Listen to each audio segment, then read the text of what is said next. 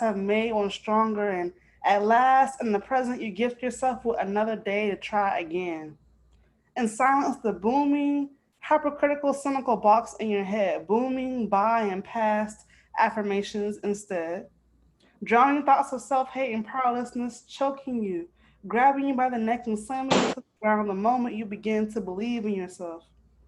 Sufficiently sunk into an underworld of bombarding sensations of a black phallus protruding in between 10-year-old thighs, devilish cries of slave like whippings, and whimpering whispers of please end it all.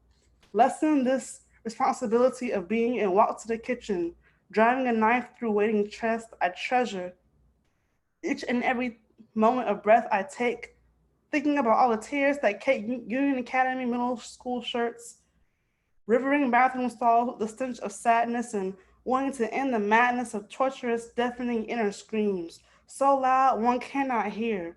Sincere attempts of friendship or see when someone might actually like or love me, because for so long I thought it impossible that someone might actually like or love me. Used to rub knees from black to ash, praying that if I asked God for help, my parents were not to struggle so, and I won't see my mama cry no more or joke about driving off the road. I'm told that things get better with time, but I found that this is some bullshit.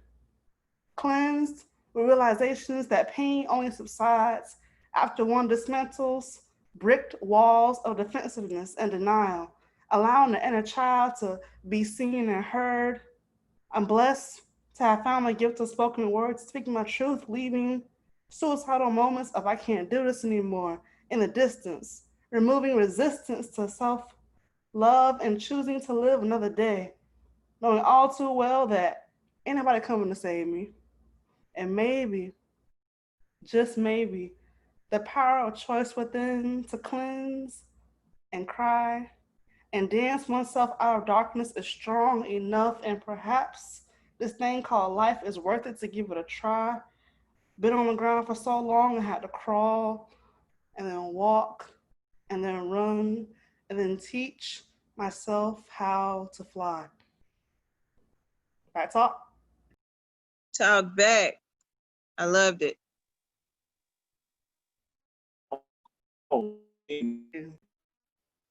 Hey, what you got going on in your life?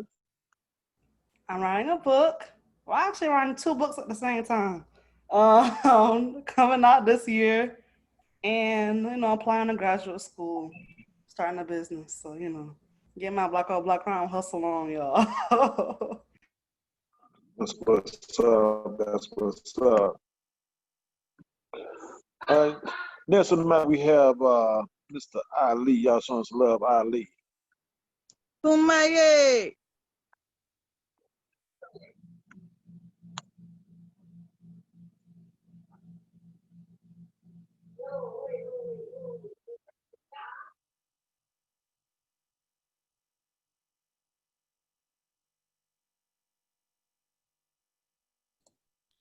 Keith, can you see? That's not Ali? No, P ain't here. Huh? P ain't here. I said Ali. Man, he ain't here either. Who is ALI? That say Ali on there. I'm gonna let you figure that out. Hold up. I called somebody else in. My bad, man. Let's see who else we got in here. Third, you gonna spit? You up gonna go up?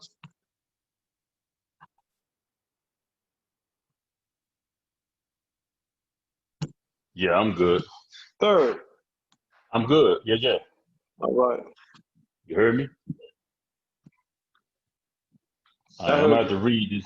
I'm gonna have to read this joint. It's a new joint. First, I'm gonna show y'all my little nice little black on black round week gift that Wendy got me. My little bottle opener. I don't know if y'all can see that. I think. Oh, that's what that is. Nice. I didn't know what that was. I like it though. Yeah, a little bottle opener. It's cool. All right, so this joint is called Freedom Ain't Free. It's a new joint, so I haven't brought it in the memory yet, so y'all bear with me.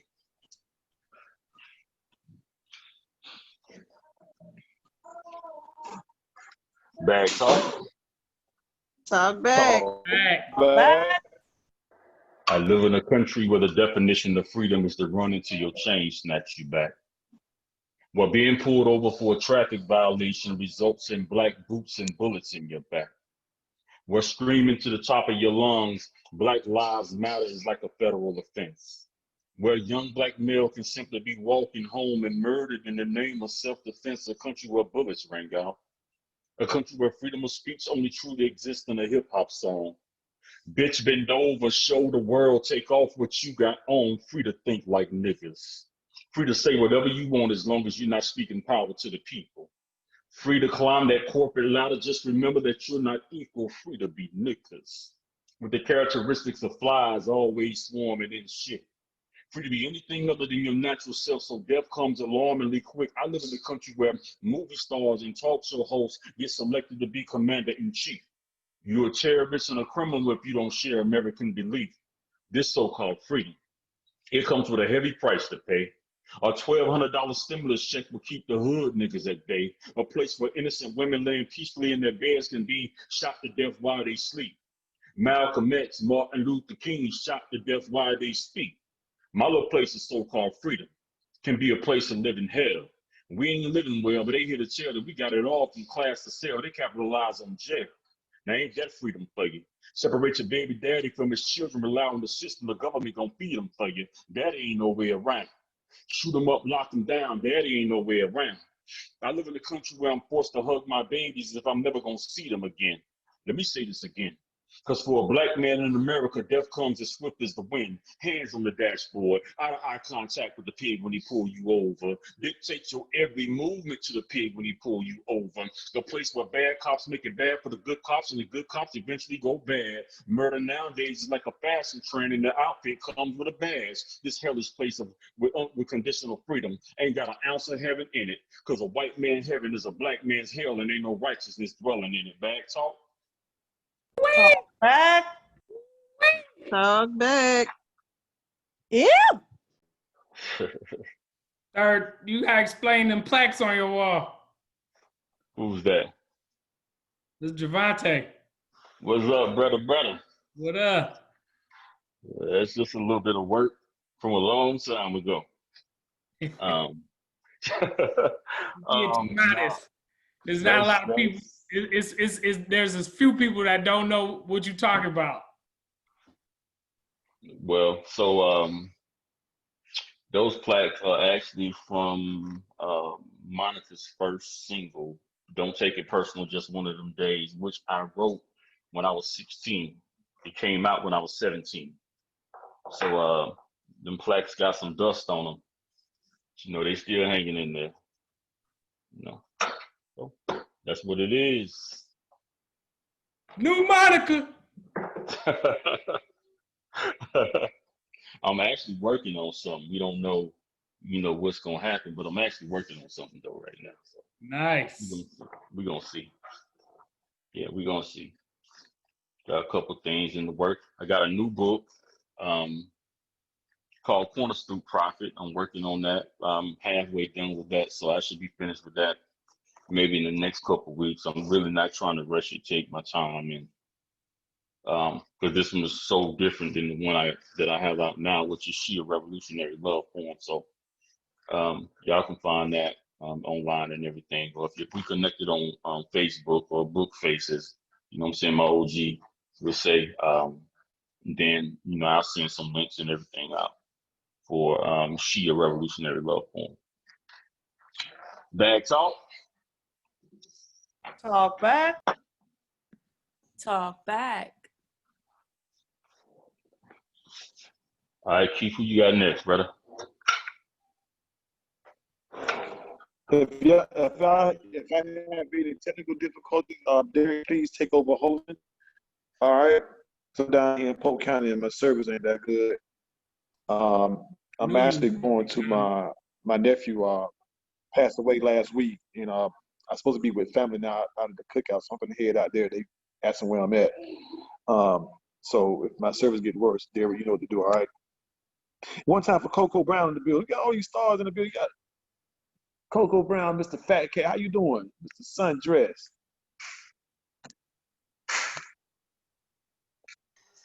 What's up, family? I just decided to peek in real quick. Shouts out to Yeah. everybody. Mad love, black on black since day one. Holla. You know, I sent you the link like 30 seconds ago. You logged on in 29 seconds. That's the quickest ever. I like that. My hand was on the trigger, my brother. My hand was on the trigger already. Yeah, you hit the target, then. You hit the target. A lot of people don't know who you are, but you want to tell them, or you want me to just hold off? What you want to do about that?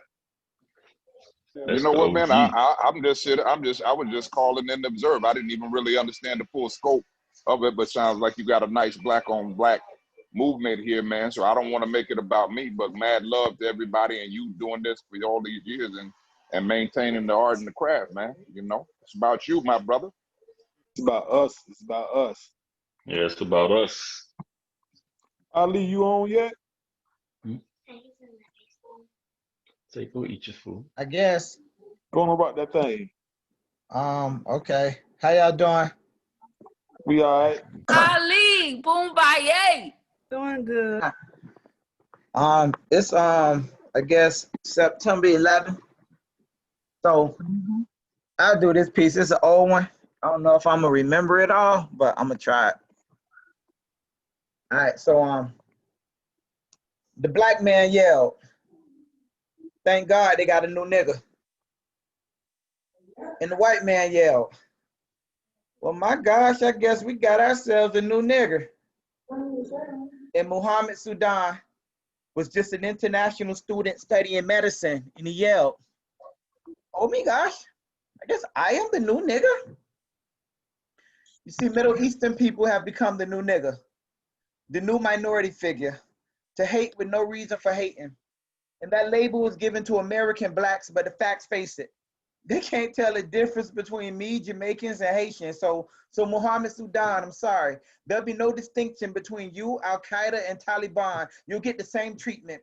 And like the buffalo was slain in hopes of Indian extinction, they'll desecrate your religion and call resistance jihad. And you know, me being a former nigga, I can tell you how it feels to be followed in the mall by security guards. Be patient. Or you going to the bank and the teller thinks, are we being robbed or just gonna deny his credit application? Be patient. Or you dial 911 like 911 times and it takes the cops 4 hours to arrive. Be patient, because it's that very raw passion with which Bush wanted Saddam assassin that makes Indians, me, and all niggas share the same pain and reaction to Andrew Jackson's claim that the only good Indian was a dead one. They were our country's president. So this prejudice started at the head, son, and the concept of nigga transcends race, gender, and generation, penetrated and nested in our culture. And you can laugh and mock me, but if Muhammad was on a New York elevator, half of y'all would be like, "Being next stop, please," and not to mention the change in flight arrangements. But until you change the brand you think with, we'll always have niggas. And I never envisioned the Middle Eastern civil rights movement marching with turbans on, getting water hose. I never envisioned the Middle Eastern civil rights movement singing "We Shall Overcome" in an Arabian tongue, getting water hosed down, and not for the right to vote now, but for the right not to be profiled as terrorism. They can stop searching Iraq because America been had its weapon of mass destruction, and here it is, the word nigga. But if the minority population rate continues to increase at its non-stopping pace by the year 2000 and say 53, guess which race will be the new majority figures? They're white folk. Guess who will become the new niggas? That's it.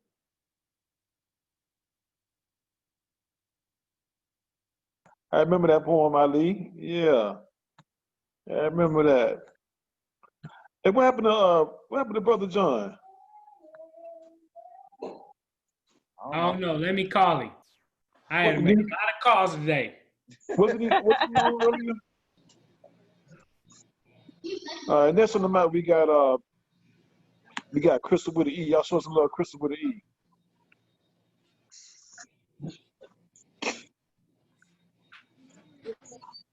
Greetings. Keyboy, I'm opening for Javonte. Who said that? We did. Come y'all weren't gonna tell me? Yes, I tried. You tried when? Today. The number that you have on your flyer is incorrect. No, the number is right. I checked it again. You called the wrong number. My number is 850-459-7399. You see my face? That's I see it. 459 sexy. Right. It's the right number. Okay. Your fingers done got thicker, Crystal, so you probably hit another key. You were saved in my Okay, whatever. So see, Jesus did that. You didn't do that. You can't save me. You see my face? I don't, but Wally B got your back. Wally, you up next. Oh, freedom. Oh, freedom. Hey, y'all got, look, okay, y'all gonna get all this catfish and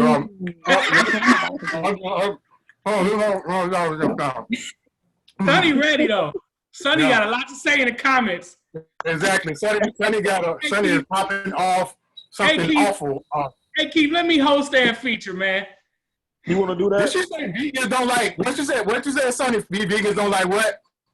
Vegans don't like that, Wally. All right, let me see. All right. Greetings, everyone. Happy Black on Black Rhyme Week. Your boy Wally B. Yeah. So, first of all, I'm not vegan. Like, yeah, that's not, yeah, no. Somebody told you wrong. Sonny, your food is great, but yeah, that's not the Lord's will for my life right now. So yeah, I'm trying to do better. We're gonna stick with this fish and chicken and turkey for a while, and sometimes we're gonna cheat with beef until things get where they need to be. Salute to you, Sonny, and Chris Down and Javonte and everybody that's living the vegan lifestyle.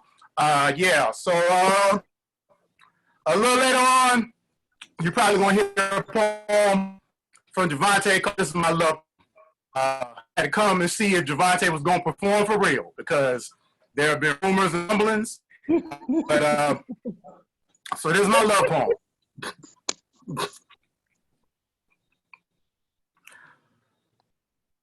It's a second look, but sometimes y'all know it's a long first look. It's an introduction. It's an exchange of phone numbers. It's waiting on him to call. It's him waiting to call so he doesn't look too anxious. It's a conversation. She laughs. It's a conversation. He nods. It's a conversation, communication. It's natural. It's the best part of your day. It's feeling strange when you don't speak. It's talking so much you start to miss sleep, miss your shows, miss your friends, miss games. It's other people noticing the change before you do. It's wanting to be seen with you. It's not Netflix and chill. It's let's go on a date for real. It's going to see a movie she picked but then complained the whole time about. It's going to see a movie he picked but fell asleep on. It's spending $100 to win her a $25 teddy bear at the fair. Is trying to impress her. It's her acting like it's trying to impress him and then getting mad when he acts like he's not. It's argue, break up, make up. It's argue, break up, make up. It's argue, break up, hold up. It's standing at a crossroad. It's deciding whether we are going to move forward together or alone. It's recognizing that I am better with you than without you. So instead of argue, break up, make up, it's just argue, make up. It's times getting tough and we stand strong.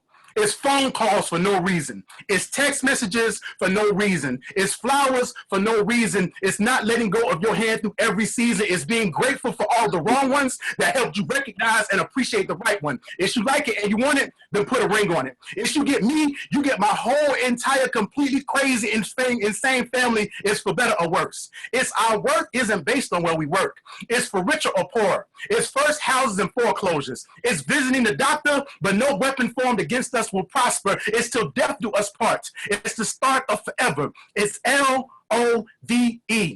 Living out volatile expressions, learning our value every day, looking over vanity's efforts, no matter how much weight we gain, no matter how our hair may change. It's from beginning to end, 365 days of the year. It's same old love, but I need a bacon. It's not always getting it right, but still bringing your behind home every night. It's you don't deserve it, but I forgive you.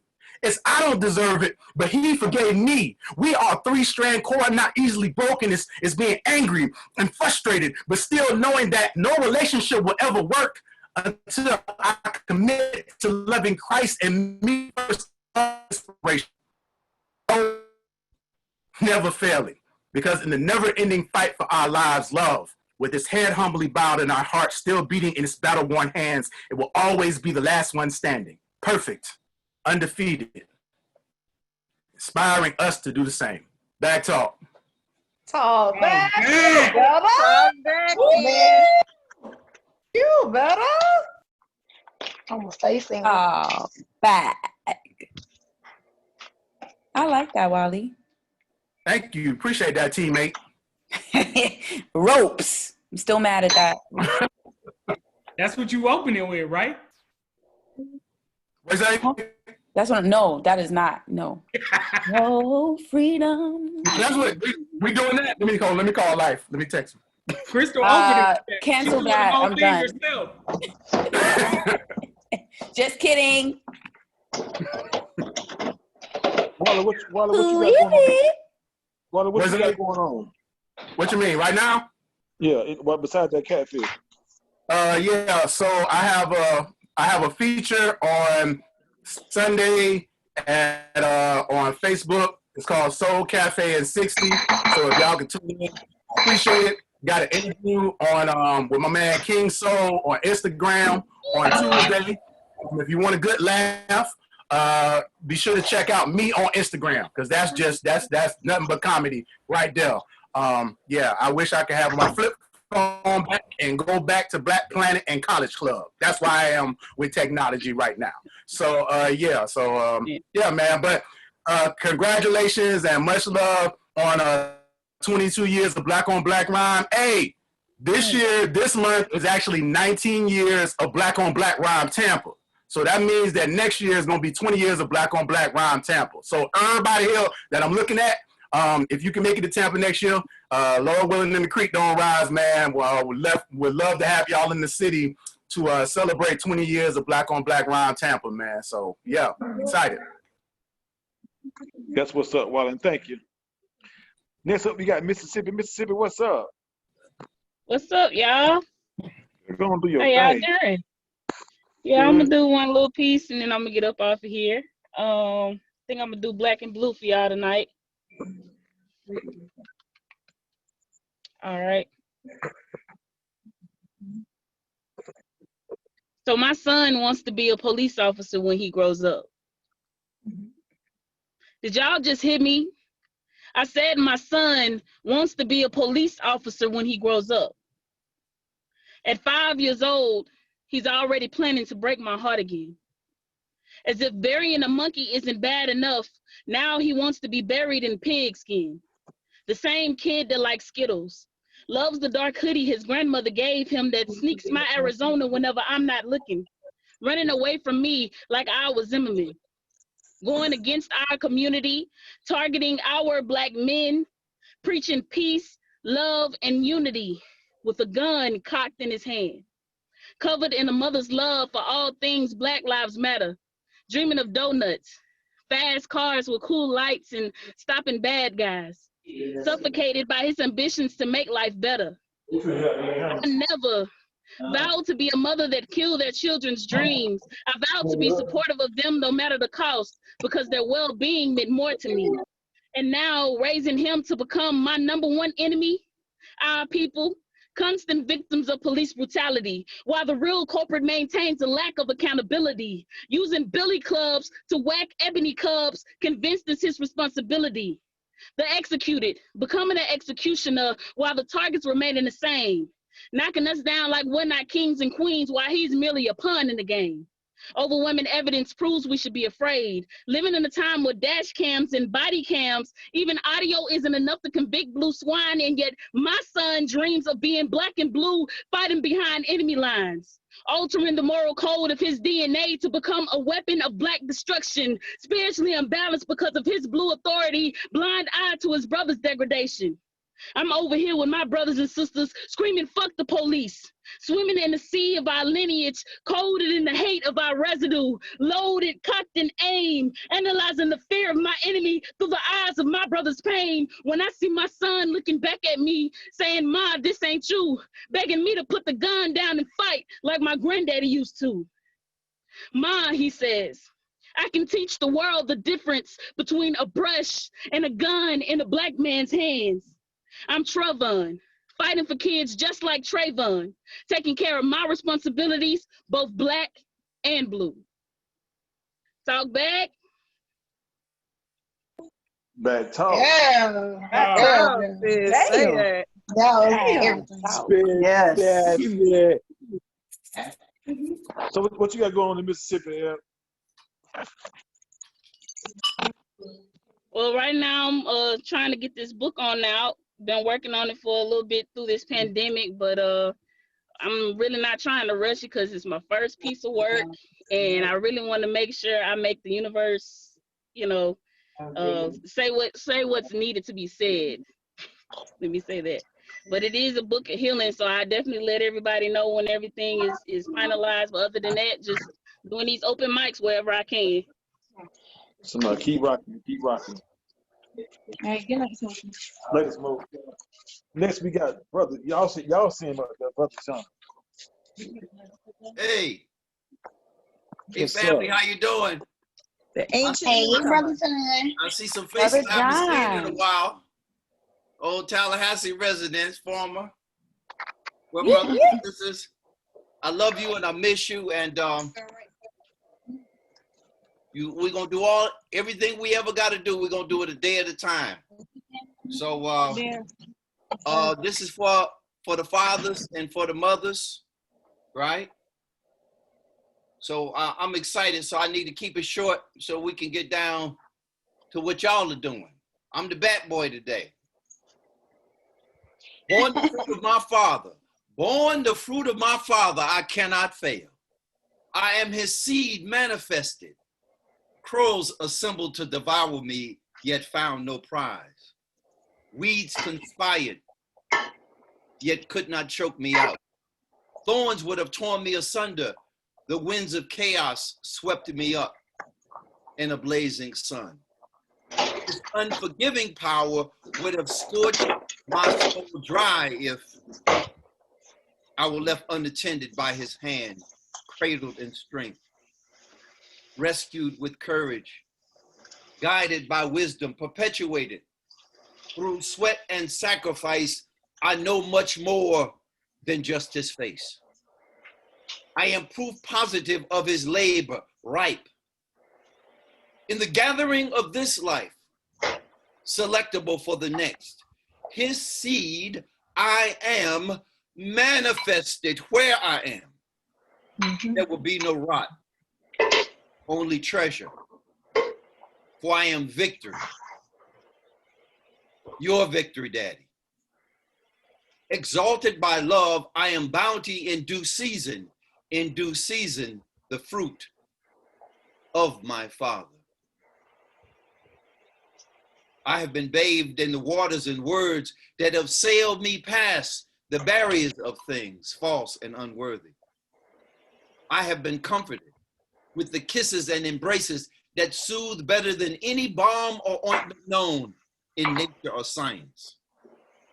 I have been sustained by sacrifices of every size and scope, sacrifices that would eclipse the deeds of a legion of heroes. I've been protected through the prayers that most brilliantly penetrate the heavens, commanding an answer.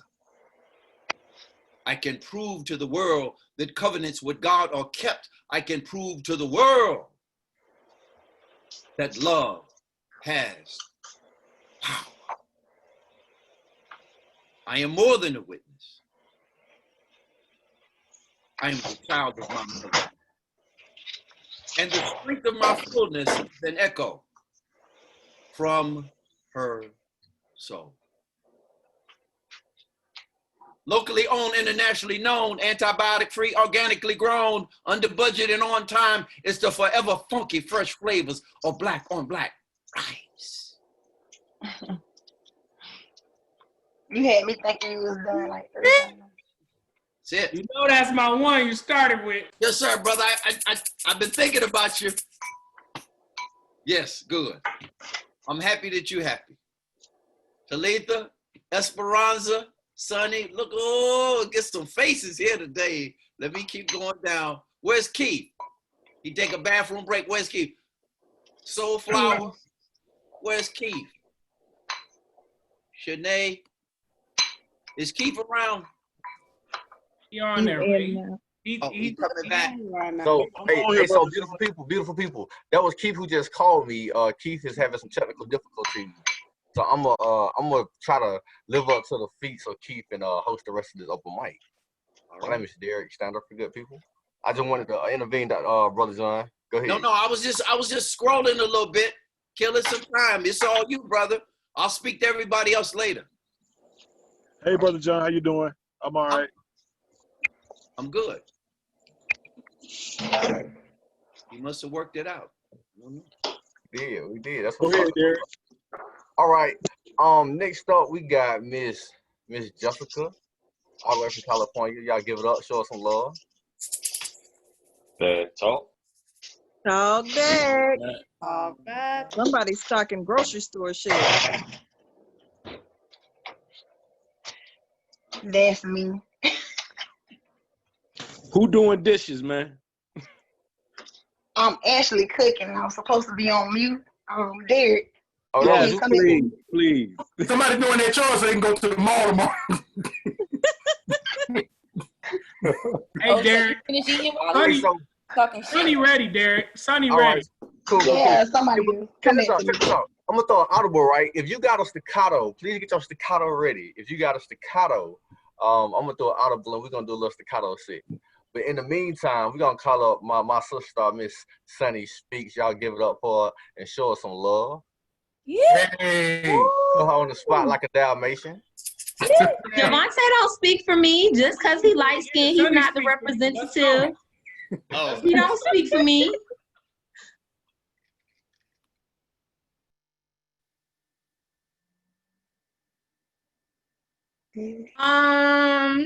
AK.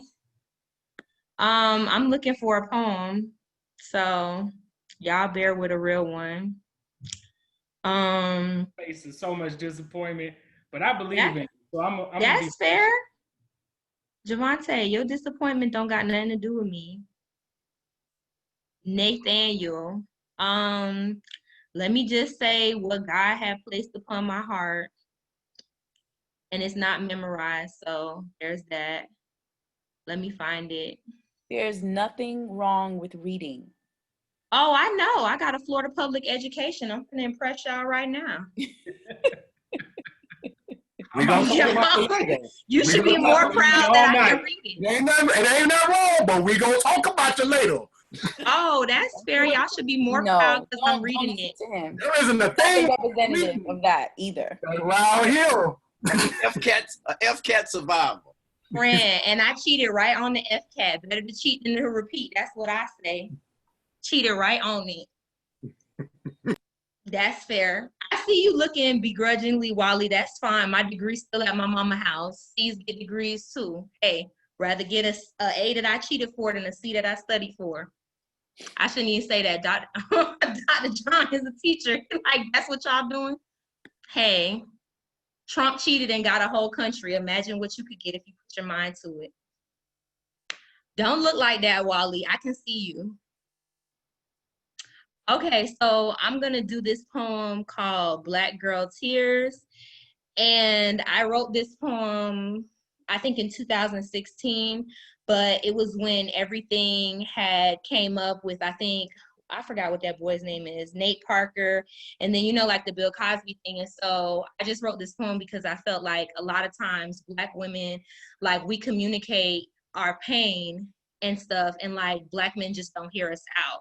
And so I wrote this poem because I felt like, well, maybe if it's somebody that you know, then maybe it will make more sense to you. Maybe it would register better with Black men if they knew, like, all of these stories that you see on the news is somebody that you know. So statistically speaking, and this is statistical fact, 1 in 3 Black women have been raped or sexually assaulted, molested, something like that.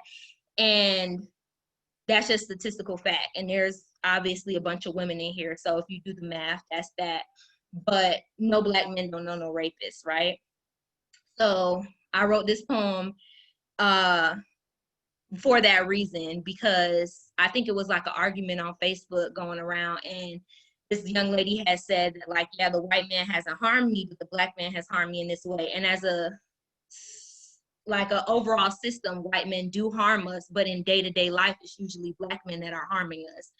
And people don't want to hear that. So I wrote this poem, and it's called Black Girl Tears. The things that Black girls cry about, the heartbreak stories our pillows absorb, why we are unbreakable, forged and forced to empirically prove it every day, holding press conferences among insecurities. We got battalions at the bottom of our red bottoms, battle cries in our chest, resting yet ready to defend it from all enemies, foreign and domestic. We remember the last time someone was close enough to our borders, made allies with an enemy, thinking some alliance must be better than none at all. This Black womanhood has left me with PTSD, in a war zone for my own sanity, my own right to copyright my pain. They act like we should have none at all. Do you know what it's like to have the weight of the world on your back? Carried it to safety just to watch the world turn its back on you. How dare you just leave a Black woman like that? Then tell her her pain ain't valid. The secret she has put into the back of forgetfulness for you. The insecurity she abandoned to nurture trust issues. I at least owe all of you a thank you. To the cousin that molested me, thank you for your service.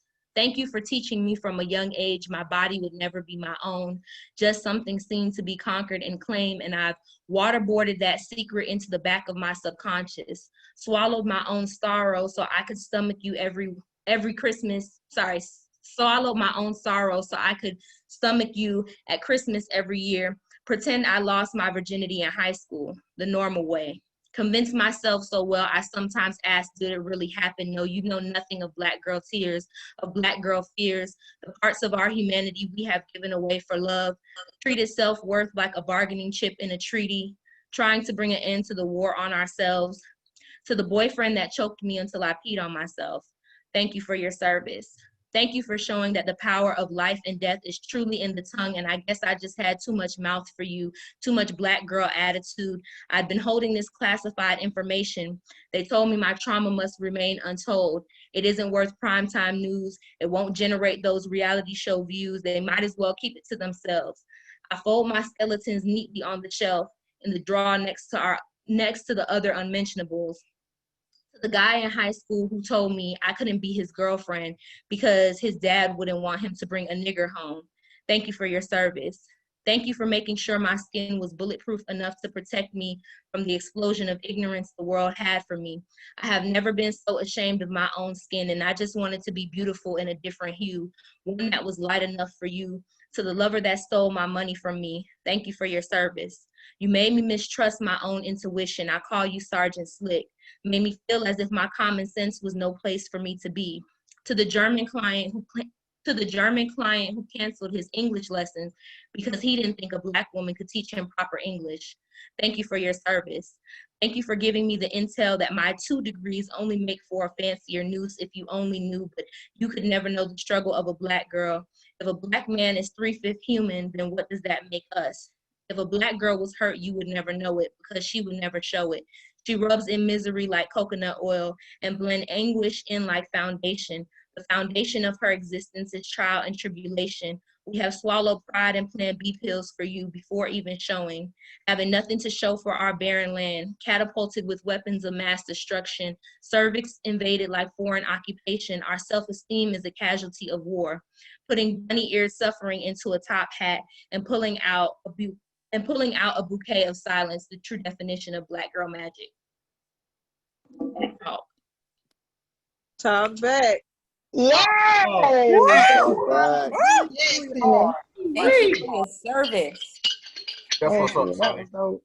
That was Yeah, dope. and I just wanted to say, I think it's important for us to have those conversations and definitely self-check, because is reoccurring. Like I wrote this poem a long time ago when the stuff with Nate Parker and like Bill Cosby was happening, but now we're seeing Tory Lanez and Meg Thee Stallion, you know, the same thing. And we're not seeing a lot of Black male celebrities stepping up and saying like, yo, you shouldn't have shot this girl, don't matter what she did, you know, whatever. And so there's either silence or there's Black men that's questioning, like, is she lying? Why would she, you know, make this up and stuff like that? So I think it's really, really important to have these conversations and just do the self-checking, like, just listen to us. Like when we say like, this is what happened, it's not about what you was wearing, where you was at, why you wasn't watching your drink, you shouldn't be messing with a nigga like that. It's none of that, because we don't have those conversations with men. We don't tell them, oh, don't roofie girls drink. We don't tell them no means no, you know. So I think those conversations are going to continuously be important to be had within the Black community. Agreed. Agreed. Very much agreed. Really, Sandy, thank you for starting the dialogue too. If anybody wants to perform, please send me a message, good people. If y'all can, also get y'all staccatos ready. I'm gonna call up the next person. Miss Talisa, are you able? Are you ready? Are you good to perform right now? I call you up.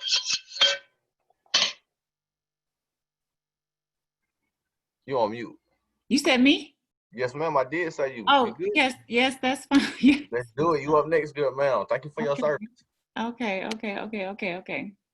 Hi, everybody. That's my sister. I'm trying, you know, doing black mama stuff, right here. Derek, excuse me, Derek. Hello. What's up? Go to her name and make her a spotlight video. You got Brother John up there. You don't have to do that. I like seeing Brother John at the center of my screen. No, he just smiling and blushing and stuff. I love seeing Brother John at the center of my screen. I love it. Hi, everybody. I'm so glad to see everybody. Thank you, Sonny, for that. You know, that was, you know, you speak in my language when you speak for our sisters. And many of us on this call have experienced everything that you've talked about. So thank you for that.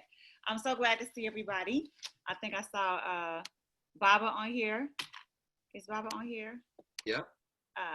And I see my sisters and brothers on here for real. My Shantae and Chaz, all that. So it's good to see everybody. I think first though, baby girl wanted to just say hello. You want to say hello, everybody? Hi. Congratulations. Thank you. Okay. You're welcome. Dopeness at its finest. So proud Amina, of can you. I hold a little $20 or something? I heard you had just won a stack. You know what I'm saying? It's me, Boogaloo. I'm good for it. Let me hold a little $20. I got you. Good job. I would like to share a poem that I wrote when I was 5 something, and it's called Amina Made the Poem. So I wanted to share that. My grandfather smooths metals with files, no handles. The cuts on his hands are as frequent as the sweat from his glands. See, that's my bloodline. My grandmother was the hustle and taught us all about it and how to tussle. But more than that, you had to have a tough mind. Like my daddy, I can show you grind. I was reading at 1, moved to Asia at 2, started kindergarten at 3, came back to Black at 4. I'll publish my first book at 5, just won an art contest when I'm 9. I'm my mother's daughter, but I'm a daddy's girl. I changed his world and he gives me mine. I can show you grind. Yes! Yes! Okay. Collard green. This is a setup, volcano. This is a setup. Wait a second. Baby girl volcano. Let me get my video. Wait a second. Say legacy. Okay, niece, you better go on now. Amina, just stunt on us. Show us the passport stamps and stunt. Stunts. That was great, baby girl. That was excellent. Thank you. So I kind of know the feature a little bit. And one thing I can say about him is that he is the greatest. His name is not Ali, but he is the greatest. He is truly my partner, my friend, my confidant, my life. I love being his wife. But this eternal unity we share is not just through a pair of gold rings. It's through the song our soul sings. It's through the melody of love we bring. It's through the hard smiles and easy triumphs, through long distances with few encounters, through rainy days and piercing sun rays, through crying hearts and laughing spirits, through giving love in order to receive it. See, our love goes through it to get to it. Our love goes through it to get to it. Our love is through love, the love that is God, the love that is perfect, patient, priceless, precious, the love that would not die but chose to rise so that we could feel his love through each other. Our love is wine, nectar sweet, deep as blood, aged, pure, peaceful, refreshing. Our love is the broken bread spread in remembrance of love as remnants of nourishing fulfillment, sacrifice, eternal life, the death, burial, and resurrection of Christ. Our love is a calm union, symbolic and sacred. It flows like rivers through the terrain, penetrates walls, my walls, moves mountains. Our love heals, conquers, and restores. It fills voids and replaces solitude. Our love is my professor. I have learned who I am through it. I know my limits, my needs, my passions, where I want to be kissed and touched, and just how much. Our love is my professor, and I prophesy and I profess that I am in this love, and it dwells even without me. A separate entity that exists with or without my consent is controlling yet submissive, yielding only to itself. Our love is love. And love, this love will last.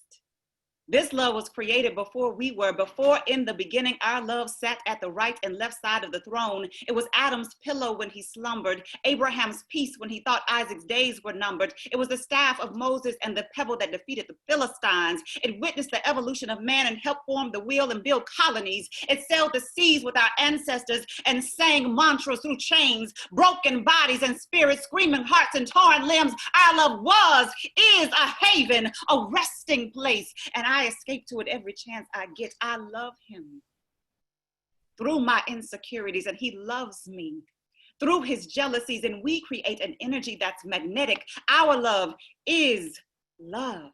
And love, this love will last.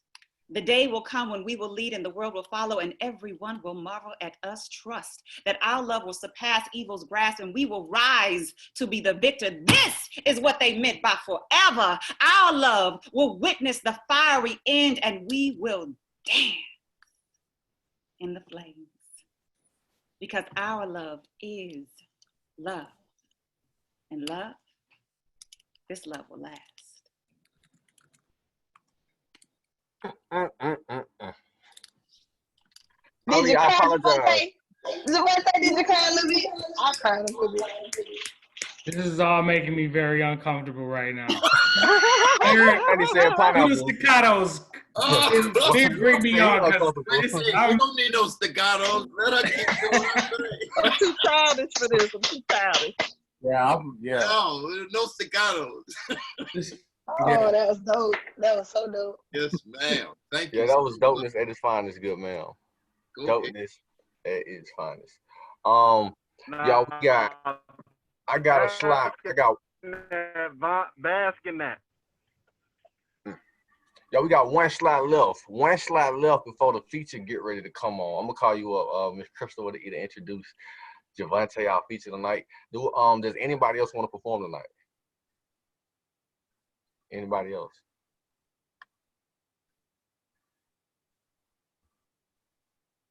Come on here. I need to put Sonny, now you want to perform some more?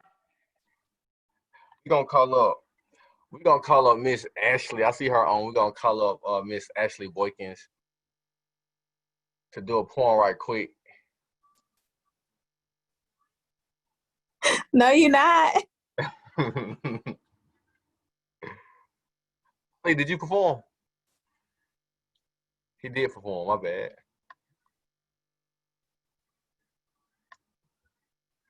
All right. I want to say my little black on black rhyme poem. Sonny, you trying to go again? Derek, call up Lunchbox. Lunchbox 77. Hey, I'll go. Oh, what's up, Lunchbox? Hey, shalom, peace. What's up, King? Hey, just working on this thing, man. Working on this internet thing, man. All right, y'all give it up for Mr. Lunchbox. Show him some love. Yeah. All right. Come on, through. Let's All go. right, all right. Black on black attack. All right. So just warm up, talk back, back talk. Talk back. You own it. You own it. All right.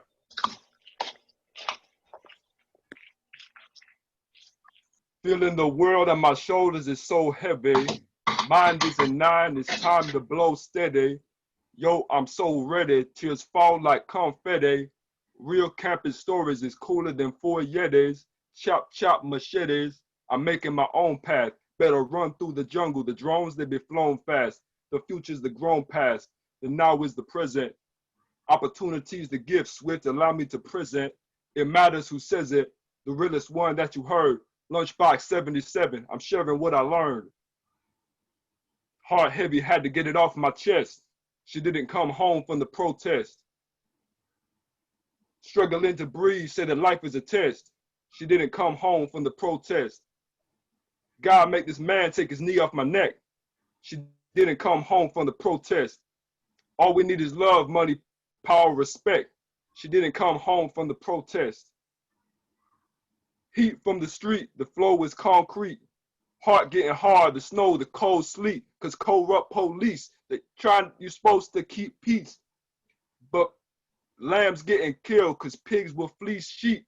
Watch out, the beast creeping all over the world, enslaving nations, raping boys and the girls. Look out, like we hitting a lick. They plan the pandemic, son, don't get sick. Don't move too quick, fire, stop, drop, and roll. Hands up, don't shoot, wanna live to be old. The soul lasts forever and my soul is gold. Heart heavy, had to get it off my chest. She didn't come home from the protest. Struggling to breathe, say that life is a test. She didn't come home from the protest. God make this man take his knee off my neck. She didn't come home from the protest. All we need is love, money, power, respect. She didn't come home from the protest. Alua Yatoya and Salau, say her name. Protesting conditions was working to make change. Like 4 5s from a 20. Target on your back if you black, son. It's not sunny. No joke, it's not funny. Do black lives matter to you? Protect your neck, son. I learned from the woo. Woo, woo. Bad boys, what you gonna do? I red, white, and black, getting blacker than blue. Heart heavy, had to get it off my chest. I know she made it home from the protest. Shalom, peace. I know it's stressful times right now. Every day, we're struggling to live. At the same time, just breathe. Take a deep breath.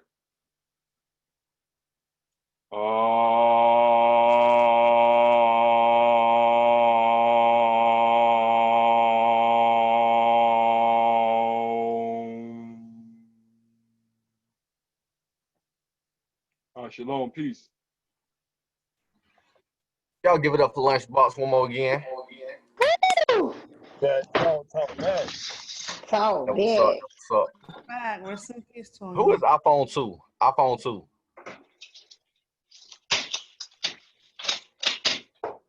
iPhone 2 just inboxed me, said they want to perform. Who is that? That might be me, C.O. Brown, man. What's up, C.O. Brown? How you living good, sir? It's all you, family. That's what's up, y'all. Y'all give it up, show some love for Mr. C.O. Brown. Y'all pardon me. Go ahead, hit mute on that. I'm in the barber shop, but I'll spit one because I enjoy the cipher.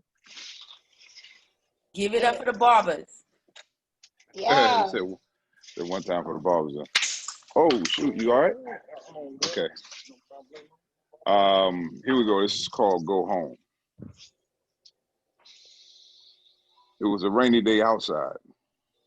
On the inside, she was attracted to me. She tried hard not to come on to me.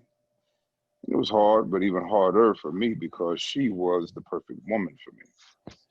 She had that silky ebony skin and honey-dipped, sun-kissed lips. That seemed to caress her words when she spoke with a tenderness that let me know that she cared about me listening and my language. I mean, this woman soothed my senses. She was the wifey type, no doubt. I think that's why he wifed her. Now here I am, I'm sitting next to her as a friend that listened, and I let her come over because she said that she needed someone to console her. But it was too much for me to control listening to her without letting her know how much I really wanted her. There were vulnerabilities and understandings in the air that evening. It was going to take an act of nature to keep me away from her because deep within myself, I started to feel a moisture. I mean, there were deep sensations building on my passion that were having pre-precipitated thoughts of becoming a river. So before those unstill waters got deeper, I decided to pull back and listen to her. I mean, I looked deep into her, and I noticed that there was one lonely tear on her windowsill. So I put my heart inside my hand, and I reached out and I tried to feel her pain. I wanted to know if anything had changed. She said inside for him, she wasn't feeling the same. Now, me not knowing what to say, I asked if he had ever hit or abused her, and she said, no, never. But lately, he worked so hard to support her that he didn't really have the time to spend with her. He wasn't paying attention to her. This lady was thirsty for some affection. Her womanhood, it was parched.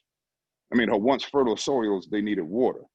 And there I stood with the potential to be a torrential downpour on her. Damn, I wanted to relieve her. Damn, I wanted to be with her. Me holding back would have been like a dam holding back Niagara. So you can call my actions on that evening one of the world's 8 wonders, because in my mind, something told me that if I touched her that next morning, all I'd really be is the memory of one sweet summer day's rain to her. But I knew that in and of itself, that moment couldn't adequately quench her. So I said to her, I said, look, lady, I appreciate what you're going through, but me touching you would only confuse you. These waters are too deep for you. I need you to go home. Those problems need to be worked out between him and you. And I'm all man, I don't want y'all to get the message twisted. You see, I really, really wanted it. It wasn't even my goodness that kept me from it, because you see, this lyric is really selfish. Because I didn't send her home for him, nor did I send her home because she was his wifey. On that evening, I really sent her home for me. You see, because I knew that one day soon I had to choose my queen. I knew one day I might be too busy. And I sent her home and I put all of my feelings into a poem, and I turned the poem into a song, hoping that if ever on that future day, if my baby felt that way on that lonely, rainy day as she was driving away, just maybe a DJ would play this at the right time to put street signs of U-turns in my baby's mind. So I'm putting my request in years ahead of time to let my baby know that if she come back, I find that time. So baby, go home. So my baby can come back because she's mine. That's it, fellas, ladies. Peace out. Y'all show some love to Mr. C.O. Brown. Man, that's Yay! Coco Brown. Poet. Hey, That's all I keep Coco saying. Brown. That was hot fire. Yeah, all right. and your voice don't make it no better. At all. Got a good Got reading that voice, shit. don't he? Like a Look, great. he got that 96.1 late night music. Right. I was like, water her. Y'all better Google him. Y'all bad. Y'all better Google and see who y'all talking to. Mr. Sundress himself. Mr. Who? Sundress. Gotta They young, Google, y'all. They don't know. gotta Google it. They too young for that. Yeah, they gotta Google it. They don't know about the Don't Tom worry, Joint show and all that tell with all them on there. types of black on black rhyme story. Hey, when was that? Late 90s? 98, 99. Yeah, that was his poem got like national spins. Like, Wow. haven't seen that since either. Like for a poem to get like national spins like that. Yeah, we were blessed with the project. I think I did that coincidentally. On a serious note, I wrote that piece getting ready for one of Keith's early black on black rhyme joints, possibly around 1997, and then put it on the album, and the album got popular. So in 2000, we hit the top of the Billboard charts. Actually, on the R&B charts, we hit top 10 with that joint back in 2000. But literally, that I wrote that piece on the way to one of a black on black rhyme joint. That's a true story. Y'all also may remember him too. He was the host in the Medea movie. Dang, which one was it, bro? The family reunion, right? Yeah, exactly. When the bus driver and the lady with the two children, when they go to the poetry club and he painting, that's him that's doing the hosting. He's in that movie. Well, another little. Well, show your face. Show your face so we can see your face. We might know your face. I'm in the barber shop, y'all. I gotta jump off because he's about to cut my beard and get the shave on. Hey, look, on a serious note, y'all put some fire out tonight, and y'all keep doing what you're doing. Y'all inspire people beyond what you really realize. And Keith and Ali and all y'all keep doing your thing, man. Mad love for black on black rhyme always. Okay, peace out. I got a little fact I want to say too.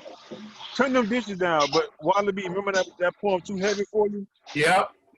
I wrote that poem. It's supposed to be a duet with me, Coco Brown. Was it Malcolm Jamal? Who's the other people? CeeLo or somebody? But we never did record it.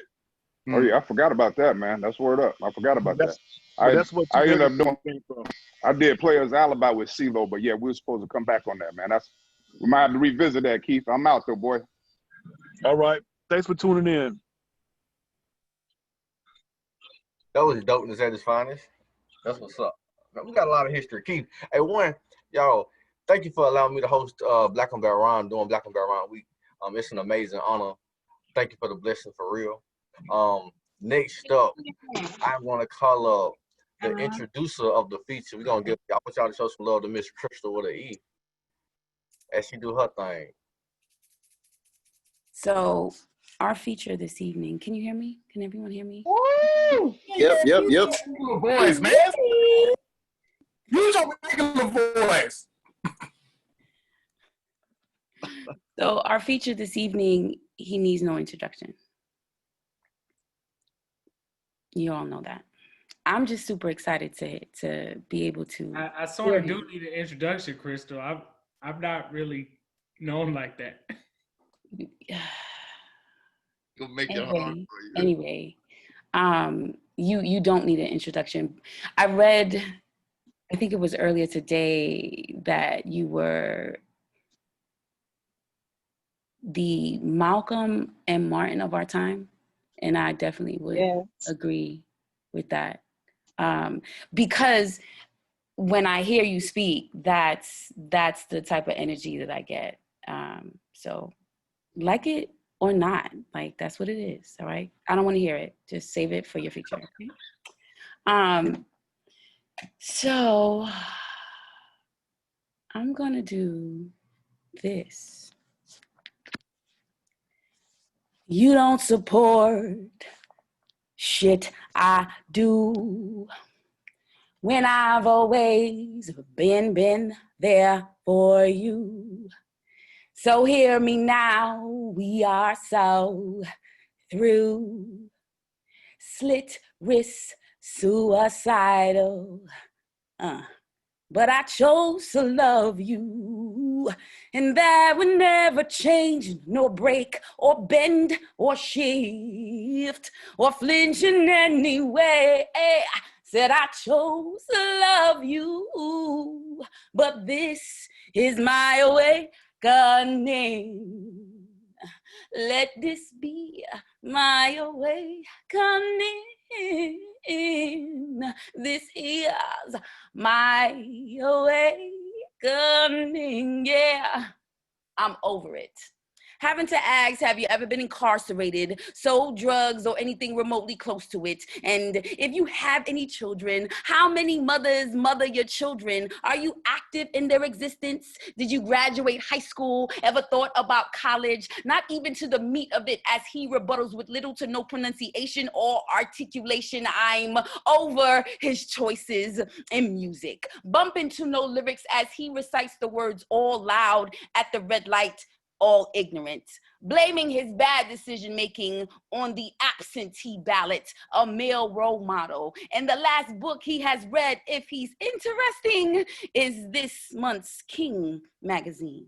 Watch him. Watch him as he catches a tissy for you using 5-syllable words or just too astronomical for his comprehension. But he laughs when you call him a motherfucker. I'm so over while asking him one thing he needs, what relaxes him, what can he offer towards a sound relationship. But the only comment I can seem to hear the loudest is that how he thinks I'm thick and that he likes it all over me like a mother bear is over her bear cubs. Myself yells, it's our first date. Why won't he wait to be invited? But still, he tries to plant his mouth on me after I've just specified I would like to get familiar with his mind. So over the religious types, the ones that don't reply with his version, but can't tell me how King James lived his life. Don't know science, but looks at me awkward when I'm quiet when he says that he's blessed and highly favored. In the streets, tattoos with no significant value, meaning, or artistic muse, pants not covering a damn thing. One dress attire, pointed crooked fingers at those that study and get high grades. It's only black and white, he says, because when he develops, he wants to be a rapper, producer, ball player. Stay bragging about what he could provide in the bedroom, but never does he care to provide any other thing. I am so over men married and married men ships. He doesn't sleep with her, but still married for the kids. I'm over settling, then reevaluating why I even settled firstly. And though lonely times comes more often than I can bear, I rather pick being single and sexually unstimulated. And this is tough when you're in heat. Then putting on a clown and play costume with you. I know better. Me and other sisters, sis, hostile in a panic room. We're trying not to give up on you. And yeah, I know you can counteract this story and how some other sisters weren't worthy. But listen, there's 3 girls born to every 4 children family. So globally, you have more opportunities while she has to wait for that 1 phone call a week. And it gets cut short due to the lack of commissary. And I walk by you, but you never respond verbally to me because I should come to you. But when I do, I'm too forthcoming. It's never, can I take you out, but come through Netflix to the house. I can tell you this, Black men and men of color, if you choose to act with just a little bit more cadence and sense, I know they are sisters. Sisters, make some noise. Sisters, make some noise.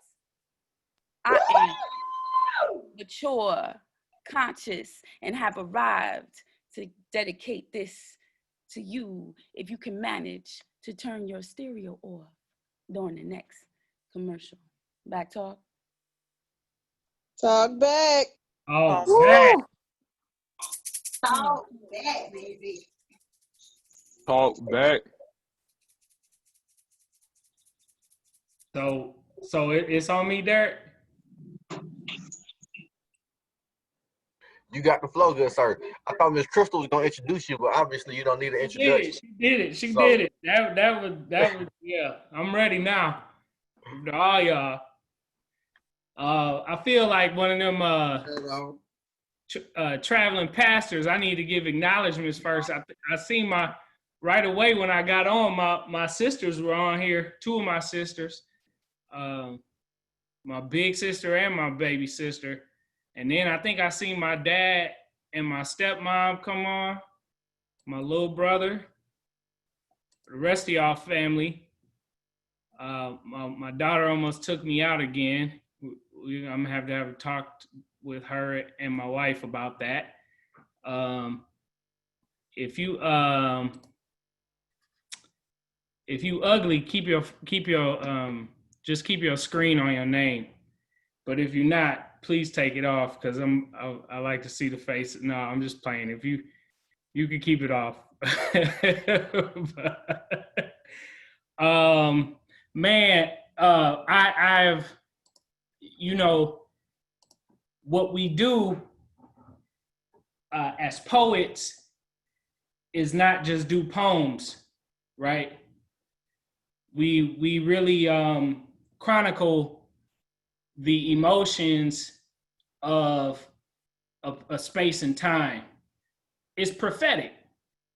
It's prophetic in a sense of not just not in the sense of we can tell the future, oftentimes that does happen. But it's prophetic in the sense of all the Holy Scriptures. The prophets are usually offering decrees about a synopsis or critique on culture and society, and saying if these things don't happen, then it's going to go a certain way. So we're all in that same vein. It's an ancient history, and so this year more than any, the fact that we could resume like Voltron and come back together in this virtual space has been such a blessing for me. So I'm gonna share a couple of poems, and if y'all have requests, go ahead, write them in the chat so I can ignore them all. Y'all know I'm not doing nothing y'all want me to do. So those that know me. So yeah, so this year has been crazy with this virus. And then on May 27th, some things really popped off in my hometown. And if you've ever heard my voice, then it probably shortly after followed with North Minneapolis. Probably like, my name is Javonte from North Minneapolis, Anyabwele or Adams or whatever when you met me. So we starting with this. This is called Over North. And yeah, I'm reading everything too, by the way. Y'all know this is so Sonny, thank you. So the Mississippi runs away from my city. Maybe it's jealous we tend to think that lakes are more pretty. Something about that still water. Was raised in the state of fraternal twins. I'm from the pretty daughter. North side of the Minneapolis, Murderapolis, Moneypolis, always seem more determined. We breathe harder. I've seen slaughters. I was 12 when one of my classmates had her first daughter. Made it hot in the winter, made ice turn to water. 6 hours northwest of the second city, inherited their gang culture. Knew how not to turn my hat by the time I was 9. Knew how not to turn my back on some well-meaning white liberals, even in a waiting line. We wait in line for our turn, never seems to fall on us. Never learned our lessons from OJ, Kobe, and Strahan. These white girls still lie on us. Our black women still faithfully rely on us. Bridge collapse, so what? The troubled water underneath never held back. Come home and people ask me if I'm lost. I'm as much Roy Wilkins and Harry Davis as I am Ron Edwards and Spike Moss.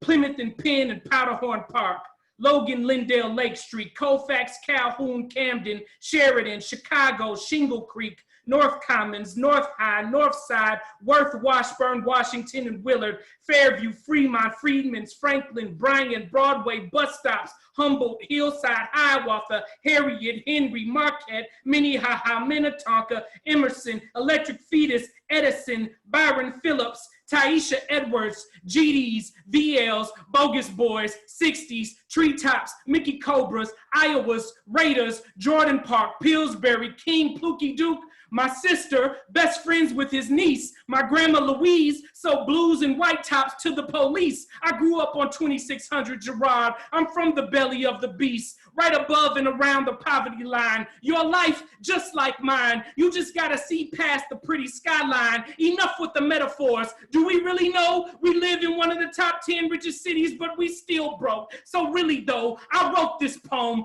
for my home, not to talk about how much we own, but to speak about how much we gone. We can be more than black men playing basketball and white women fantasizing while listening to Prince songs. All right, back talk. Talk back. Oh my God. Let your fetus. Yeah, you know, Brother John, I gave you a tour. Yes, you did, I'm glad you mentioned that. So whoa.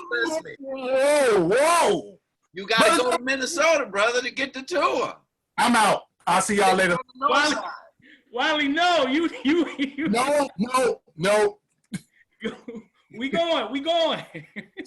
Wiley, I've done the tour 10 times, brother. I can tell you all about it. Don't worry. So, no, it's interesting. May 27th, May 28th, May 29th, you know, this year, the world came full circle for me because you all know I've always presented myself as the unofficial ambassador of this small place where there's a very strong knit and well knit community of Black folks, and then it just erupted and bubbled for the world to see. You know, I'm not that different. Okay, so from where I'm from, because y'all see if we get pushed too much, what will happen? What did happen? But you know, it's funny. A lot of these poems I wrote away from a lot of my family that's on here. I'm looking at my sister's face, and she literally is like best friends with the niece of the most notorious drug dealer in the history of Minnesota, who was mentored by my grandma. What they say, no caps, no cap. These are all very true stories about, like, my grandma was a drug dealer and all types of stuff. And so anyway, you know, all of that to say that, you know, full circle moment, basically. So are y'all typing stuff expecting me to read it, Sonny? Oh, okay, good. So we gonna do some poems, but I told Talitha and Keith I'm doing this like storytellers because it is Black on Black Rhyme Week in 22 years. So the first story that I got is about these shirts. So the interesting thing is, you know, these shirts, these classic Black on Black Rhyme shirts. Oh my God. Y'all see? So this one here, now y'all see the screen prints, but these were all like custom made boys. But I don't know if Keith remembers, this like the first one ever made that he didn't wear. So everybody was mad that I had got it because I was begging him like way in advance. Plus I knew the artist. Just recently, I ended up hiring that artist Complex. He got a whole line of now called Dungeon Forward. Anybody ever seen the Dungeon Forward hats? So anyway, it's the same guy that used to make all our shirts. But anyway, about a year and a half ago, I hired his wife in the corporation that I work for. And I'm sharing all of this because, you know, if we talk enough, then you'll know I'm always talking Black economics. And we need to do everything that we can to share money with each other. So that's just another full circle moment in the legacy of Black on Black Rhyme. And so, you know, that shirt, that was, you know, he came with the designer shirts. We had the designer shirts for a minute. And I'm glad I still got mine. So, yeah, we're gonna do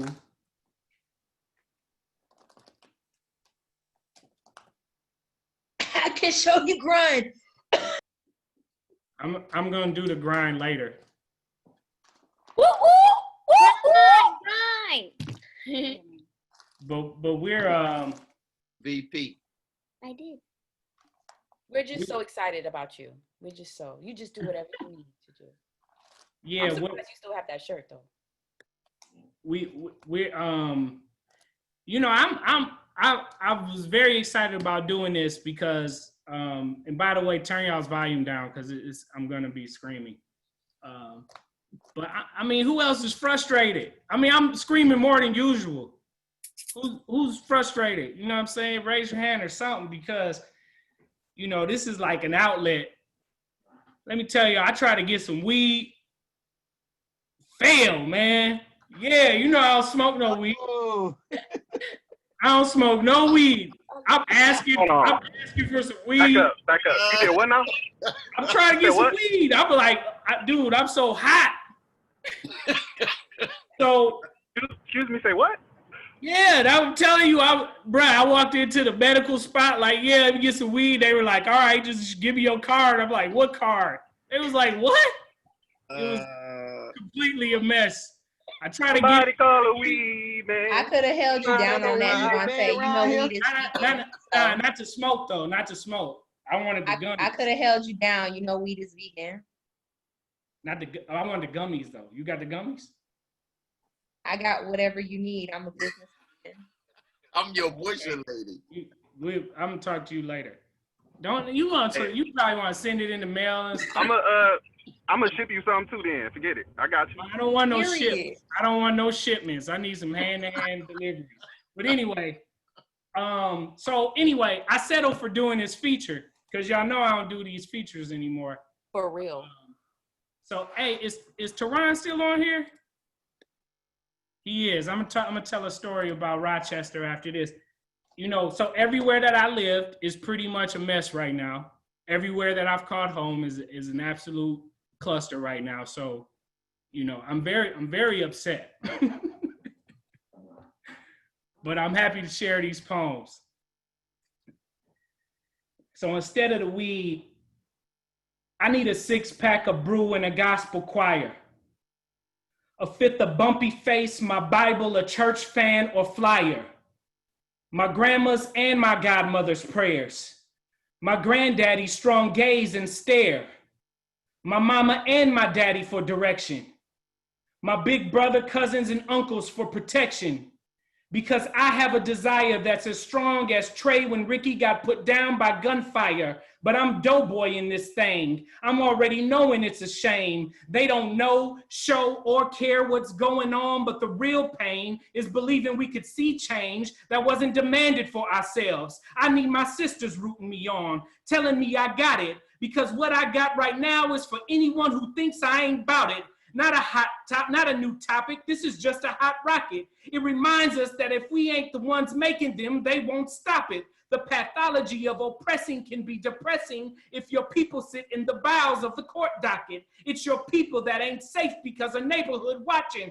I need a 5th of yak, a Hammond B3 shed session, and eat flat. A school, a business, a pistol, and a neighborhood all black. A culture worth preserving. A God that looks like me worth serving. So when I help my people, it's considered ministry and worshiping. My woman believes we're deserving. So I'm on the front line till it's time to close the curtains. Trayvon wasn't wrong, he was a person. Flesh and blood, endangered because of his resemblance to the Lord above. Don't forget, they came for Jesus because he hung around the thugs, the ones who look just like us.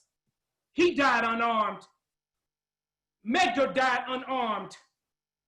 Emmett Till died unarmed. Malcolm died unarmed.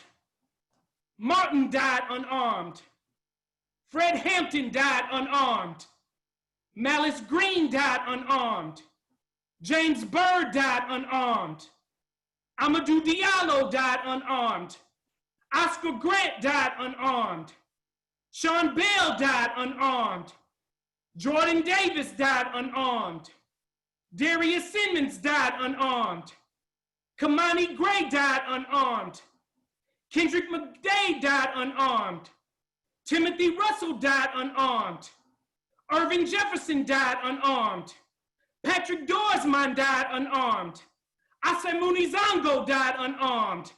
Timothy Stansberry died unarmed. Orlando Barlow died unarmed. Victor Steen died unarmed. Aaron Campbell died unarmed. Stephen Eugene Washington died unarmed. Alonzo Ashley died unarmed. Wendell Allen died unarmed. Ronald Madison died unarmed. James Brissett died unarmed. Tavares McGill died unarmed.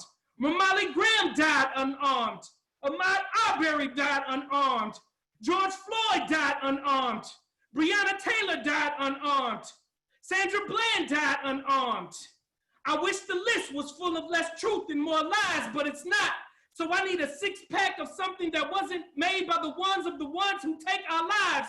A 5th of we can educate ourselves better than the miseducations they standardize. A song of freedom and redemption like Bob Marley crystallized. How long will they kill us and we stand around and look? I'm glad they let Zimmerman off the hook because maybe, just maybe, we might read a book. We might move instead of being still and shook. Hopefully we gain from the pain. Keep handing our resources to the leeches that bleed us. That's insane. Let not their deaths be in vain. Be ye also ready. Let not our lives be in vain. Let not our living be in vain. I see our souls are heavy, but we are our brother's keepers, so don't let us hang. These poplar trees are shape-shifting, but that fruit ain't changed. It's still strange and has a stench like durian. I'm tired of writing these poems, but I don't know how else to make it hit home. This is our real life, not some animated defense demonstrative evidence video game. Who? Back talk? Back talk. Ashe. Oh, man. All right. All right, we're gonna switch it up a little bit. We need a smoke break. We're gonna switch it up a little bit.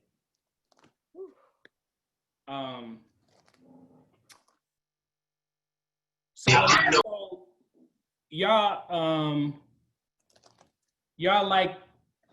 like the grind, and I wrote the grind on. Anybody know? Well, never mind. I'll just tell y'all when I wrote the grind. The grind I wrote on the trip back, coming back from the Netherlands, had been there like a year, a little over a year and a half, something like that. And it was, I knew I had one semester of B school left to get my MBA. Ain't nobody had no MBA in my family. And at the time, nobody had no college degree in my family. Like it was, it was a struggle to say the least. It was a grind. So on the plane ride back, it was actually, this is a black on black rhyme story, not just a Javonte story. It was actually, I was thinking about all the, I was trying to write down, like every month I was going somewhere, but it was a conversation I was having with Ali. So Ali came to Europe, and it's crazy the way that this poetry thing worked in black on black rhyme. So starting in Keith's apartment on the south side of Tallahassee, like this small place, created this very, very incredible, it's so momentous what this is, and how far this name travels. And I was not the only ambassador of the name to take it somewhere. Ali, Life, Liz, they all had hit Europe. It was crazy how it all transpired from Keith's living room to like international, shows all around the world, because the collective is just so important and it's so needed in, every walk of life. You got Coco Brown getting on from the Fat Cat Players. We got a storied history, but Ali was talking about, I don't know if he had to sleep on a bench in Budapest or Hungary or something. Budapest, he was in Budapest and had to sleep on the bench, but he did it it was for the love of poetry. And a lot of the times when I decided to travel while I was in Europe, it was definitely the love of poetry that was driving me. So one of the times, it was a conversation I was having, I did the Frankfurt Slam. And the slams in Europe are completely different in the aspect of the crowds are, I did a slam, the Munich Slam was a crowd of 2,000. And the Frankfurt Slam was like 700 people. And, these people are there to see performance poetry.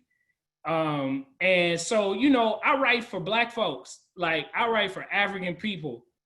And I'm standing in rooms full of these white folks. And I'm like, man, this ain't gonna translate. I'm not Ali, I'm not Wally with these universal type messages and poems that I'm thinking these are like very specific for our people type of poems.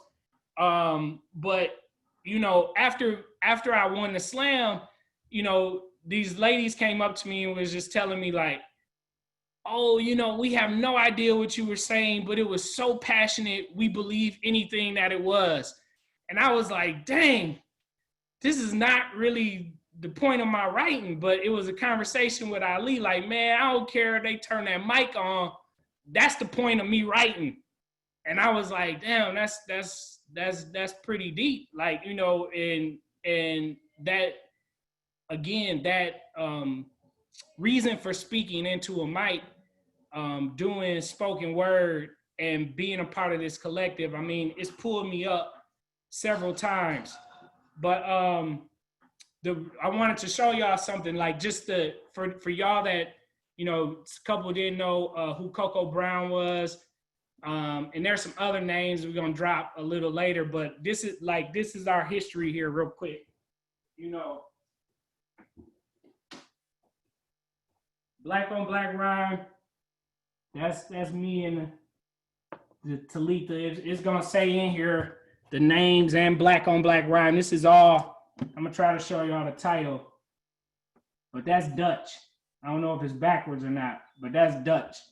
So we showed up in every, again, starting from Keith's little apartment on the south side of Tallahassee. Black on Black Rhyme has been in, I don't know how many languages. I know that poem that Ali got when he talked about, he would just, if he ain't had no tongue, he would just mumble and throw the words at him. But we got other languages too where, this thing is significant for sure.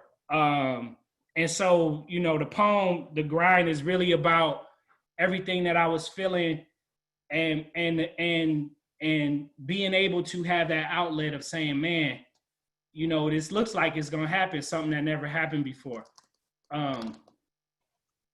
But yeah, so I'm gonna do that later, not now. Oh. I'm gonna do a love poem. And I was gonna tell our whole story through poems, but I don't want to spend that much time on these love poems. And since she set that off, that was like early on before we had even got married. Talitha and I, we supposed to be together, but if it was up to us, we never would have been together. We absolutely supposed to be together. In a couple of months, God willing, it'll be 12 years married. And we 17 years together with a break or so. And then 18 years of friendship. Come off mute. You see, I need some assistance. It was a couple of breaks. Yeah, but I'm just saying in general. Yeah. I got the math right. So there's about. So I was having this conversation with my daughter earlier. I was like, hey, I'm doing some poems tonight. Would you like to do one since you've written a couple of poetry? And she's like, oh, no, she's human and hawing, didn't want to do anything. And I was like, all right, whatever. Like, you should be honored I'm asking you to do some poems. And she's like, why should I be honored that you're asking me? I'm like, I'm actually a really good poet. What are you talking about?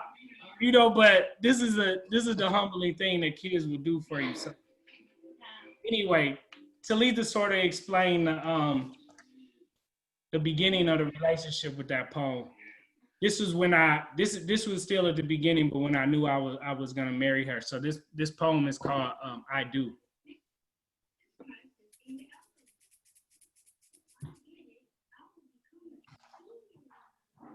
Okay, Talitha, you can go back on mute. I think I hear you. She sees the sky as a canvas that should be painted by us. Things are, let me stop and tell this part of the story. That's why I say you gotta get some context. Rewind and pull up these selector. poems, y'all heard these poems before. A lot of y'all have heard these poems before, but this is, so when I say we weren't supposed to be together, like literally we were out at night. And if y'all know me and y'all know her, y'all know how this went. She looking up at the sky and she's like, look how beautiful it is. It looks like a canvas that you and I, it should be painted by us. I'm like, what the hell are you talking about? I'm like, what? And she's like, no, you don't understand. It's cosmic. It's all of this stuff. I'm like, bruh, you just missed me with all of that. Like, this is not, we going to this movie or we about to go, I don't even remember what we were doing, but this was not my thing, right? But as God would have it, and as time would pass, man, I definitely started looking up at that damn sky like, man, we could paint the sky. This is the problem when you know, this is the problem when you marry for love or you get in a relationship for love. That's a different story, but the long and short of it is, you know, just get married, period. If love is there, that's good. If it be it in love, is good. But this was when we were definitely, and we are, and this is when we were definitely in love. So she sees the sky as a canvas that should be painted by us. Things are always light when I'm with you, even when it is dusk.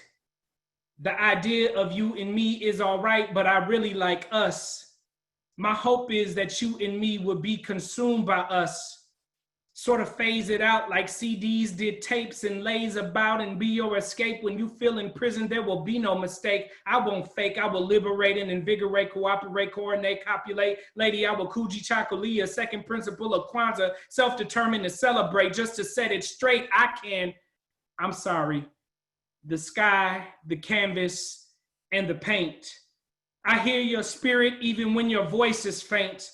I feel you near me even when the distance is great. I'm a walking cliche, but all of this is new to me. Love like this, all of this is news to me. I go to sleep late and wake up early, but my dreams never cease. I was made to love. My name means child of love. You've been afraid to love. Haven't felt this in a while, love. But this is the greatest of these three is love. Let this be the last time that my words speak louder than my actions. Let this be the first time that the idea is not the only satisfaction. I'm throwing away all of my pimp contraptions. I'm going to be aggravating and I'm going to be relaxing. Deeper than SARS, I'm making my presence felt infection. This is me never letting you alone, confection. Woman, nurture me, man, give me protection connection. Half a mile from heaven, but I'm never coming down landing. Half a smile from euphoria, even when I frown, accepting your smile, your touch, your style, too much that I'll blush. Never thought about being at the other end until I saw that you are more than enough. Never thought about being more than a friend until I held you, love. You love. I'll adore. You imagine, and I'll be more. You're what's happening. I'll make this happen. I truly understand Stevie now when he says, I don't want to bore, but there is something about it. There are mountains, but I won't doubt it. I'll stand at the top and shout it. Agape, te amo, je ne sais quoi pas, j'adore vous. I don't know why I love you, but I do. I don't know why I have you, but I do. I do.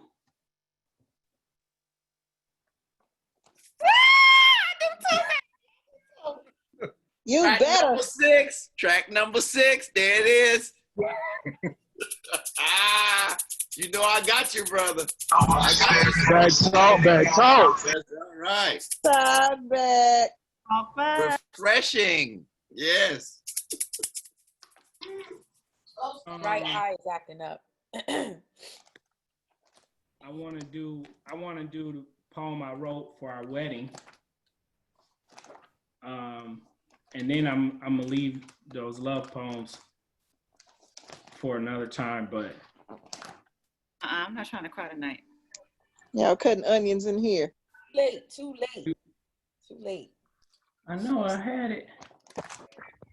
Somebody getting some liquor tonight. Oh, here we go.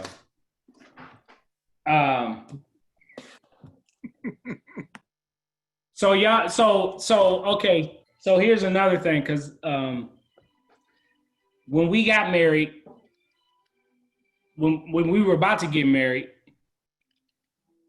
my mom battle with her illness had taken a real turn for the worse. She has multiple sclerosis, And I was living in Rochester, New York then. You know, climbing the, who got the mute, who got to be muted? Oh, okay. So, so this was 2008. And so the world was about to collapse again, at least the economy. So it was like a good idea at the time for me to move from Rochester with a mortgage, had a mortgage in Minnesota, got another mortgage in Florida, was about to get married, and then moved my mom in with us like 2-3 weeks before we got married. So that was sarcasm when I said it was a good idea. It was a very horrible idea for us to start that way. So if y'all are thinking about marriage, don't do that. But it was yeah, I see Wally that came up and said ever. But it was crazy because going into the marriage, there was like we were literally trying to test, like when we said, oh, we can conquer anything together. And so we really were trying to see how far we could push that. We pushed a lot in our first year, and it was all bad. So that's the real about marriage. So, we still married. So that's the takeaway. That's the moral of the story too. Because it got better. It got a lot better. Got in that cup, player. That poetry punch, Javonte? Huh? Yeah. What's in that cup? Nah, that ain't the poetry punch. I'm just not gonna say it. No. So no, this ain't no ordinary love poem. More like an opportunity for God to make his presence known.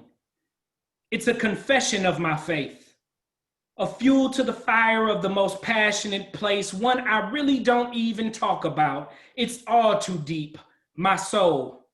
Langston Hughes wrote, and I quote, grows deep like a river, grows like wombs in the third trimester, can't wait for our time. This is the Clark sisters, you brought the sunshine. Marvin Winans' question is, and I wish I had a song to show where this love lives, with this ring, I thee wed, to consecrate me, Lord, by anointing with oil that permeates through these words, starting at our head, runs down our spine, infects our legs, makes this love lead us to be free, get up and walk by taking up our bed. Through my love, I vow my life, that God willing, that sickness and health never malnourish, our spirits will be fed. Not only eating of the manna, being wary of the leavened bread, I promise to feed, because it is my right, privilege, and responsibility to take the lead. Take heed. He supplies all our needs, never too wise to just believe. No foolish pride force me to my knees. I proactively go beyond the veil. You told me this love will last. Paul told the church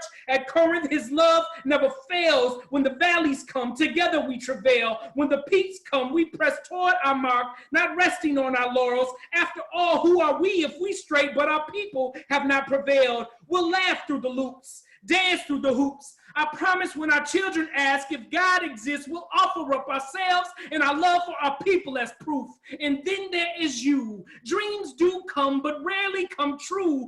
God laid down Adam to take a rib. Jesus laid down his life to take our sins. Adam awoke with the helpmate. Jesus arose on the third day, ascended, however, left his Holy Spirit as the bride sat with the bridegroom in the upper room. I felt that comforted the same day I saw you around noon, whispered in my ear that earth will fertilize your seed once again. It's the spring and the flowers are in bloom. We are so in tune. This love is so real. Didn't need to write this for you to know how I feel, so I feel that this ain't no ordinary love Sade sang about. It's about the faith to remove all doubt, the faith to remove mountains that Jesus talked about the faith to love ourselves as much as we say we love our God, offering our lives so Yahweh won't feel robbed. I vow to work in the vineyard, though loving you ain't no job, because the love from, oh Lord, our God, everyone who saw me and you said that this was odd, but no, there is no facade, my God. So with this ring, I cling to the faith, hope, and love our ancestors bring. Melodies from the heavenly sing, never to be blinded by each other's light, because the passion in our eyes, I'm not much for a surprise. So I'll tell you now, I have no problem battling our egos, enemies, and evil deeds until the sunrise. Always a victor, celebrating our wins, learning from our losses, and understanding our prize. This is not just a devotion to you, my wife, but a devotion to the work, faith, and love of our lives.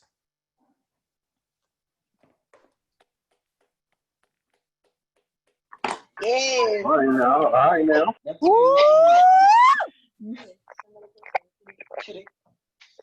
You getting that good? Wow. You getting that walk tonight? That So walk. outspoken. He's so outspoken. I got it. I can't do it. There he is. Come on, man. Move. Oh, Brother John got the CD. Yeah. I'm looking at you, man. So, Beautiful. Beautiful. So, okay. Not a permanent cheese. Yeah. So, Love it. here's another poem. This is gonna be it, I promise. But I'm feeling, I'm feeling this for a minute. This is another poem about a special lady. What'd you say? You're good. Oh, Where okay. you going? Yeah, keep going. I'm gonna do. Oh, It's a quarantine, Javonte. None of us got nowhere to be. You could start from the beginning of your catalog and just. oh no, that's not, no. We not doing that.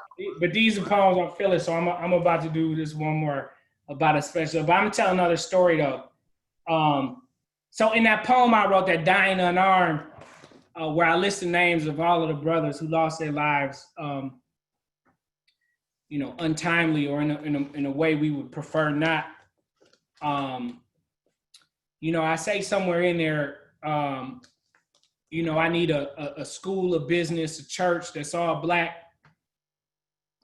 Man, this week at least has been good in a sense of, I gotta talk about my baby girl again. I'm so proud. I never felt this type of pride. Like this is crazy. Like my daughter, she's in the Miami Times. This is like the heralded Black newspaper in Miami. It's like, for all my Minneapolis people, it's like the Spokesman, Recorder, or I see my Detroit family, Michigan Chronicle. So just that in itself. So anybody knows, like, this is our thing. Like, we are unapologetically Black to the standpoint of, like, we asking, is your doctor Black? Is your who's Black there? Because that's who we need, because we're not messing with nobody. That's not our people. And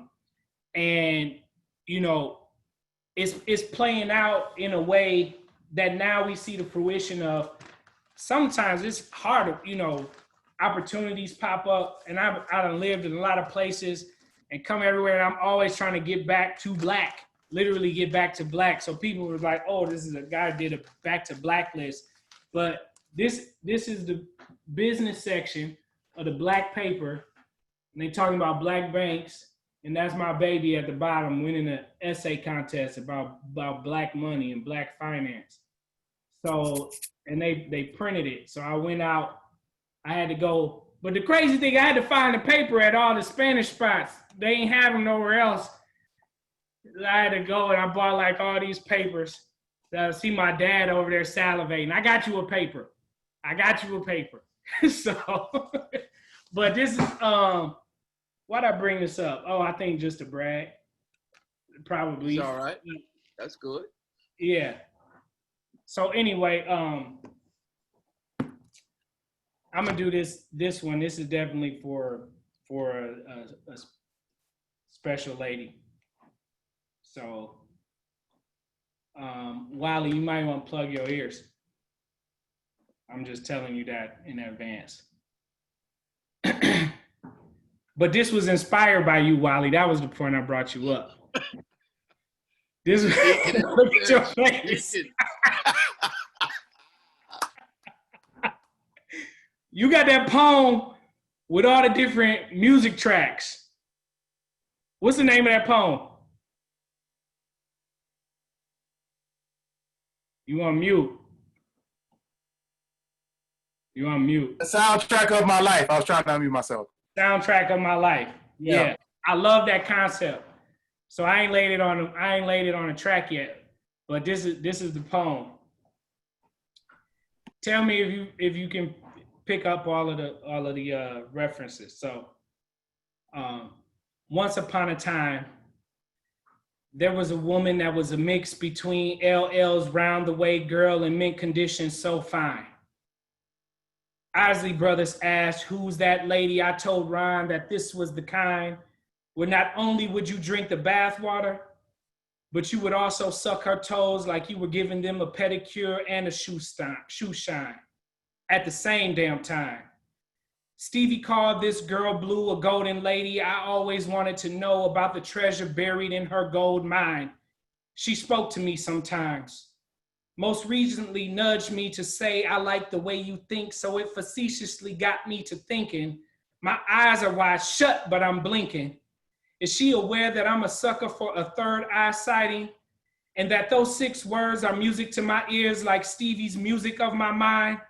Like a sweet guitar lick, accentuated snare pop, drum kick, and a beautiful bottom out bass line. Her smile always invited me, quietly whispering. Eyes were soft as spring and full of mystery. Every curve on her was ladylike hidden, but given that she was so cold, I knew there was more under those warm colored skirts and dresses. Body was full of oh yeses. She was subtly seductive like a global warming winter. I wanted to get with her, wondered if she could let me choose my own adventure to explore. If she was my reflection, I would hold up a mirror while discussing Paula Giddens. I had intentions, so it would be fitting and clearer if she could see when and where I enter. Talked about past lives and favorite old school R&B songs. It never felt wrong. All this time passed before we had a chance to agree on the matter and fact that Burt Bacharach's house never would be worth it until Luther brought it home. She said she loved his voice. I thought wait until you hear our souls mate and write poems. If only for one night was never too much. We both like bad boys having a good time. But I had to remind her that I'm grown. Wanted to switch quick to a topic where I call your name and your mind was blown like a heat wave in the month you were born. She was hotter than July and I was gone. This was a rocket love. I wanted to last way past the dawn. Don't you worry about a thing. I had a feeling this Cancerian queen had no problem handling the ebbs and flows of a Scorpio's mannish diatribe about romancing our manumission because these school systems and privatized prisons were still modern day lynchings. How our unemployment rates could correlate to a Trayvon Martin case, but how most think I'm tripping. She listened. Her endearing ear was just as tantalizing as her supple rear. She watched my hardcore transition from boys to men. It's so hard to say goodbye to yesterday when she said who we are and what we could have been. I was all ready to do it again. Be on bended knee with a heart full of desire and a hand with the wedding ring, plus 9 inches of everything I had to offer for my Medellin. If she opened like my nose is, I would go deeper than my prose is just to see her like that Smokey Robinson song, lay on her stomach as I slow grind and provide a slow rub that would exfoliate dreams deferred like a pumice stone scrub. I would stay on my knees and watch your rose blood. It's the north side in me, the only place I'm a thug, bone till the cops come home. Until they're knocking or quivering, start stopping. I can massage your body and mind with both heads of mine to release tension knots and knock knees over shoulders with heels above me, bend to hit corners of spots. I'm in that RG. I still aim to please. Ain't nothing changed but the last name on you and me. I still got game like a fitted hat with the TC. Back talk. Yes, you got game like a black on black rhyme hat. Yeah, all right. Talk back. I gotta stand up. Y'all making me anxious.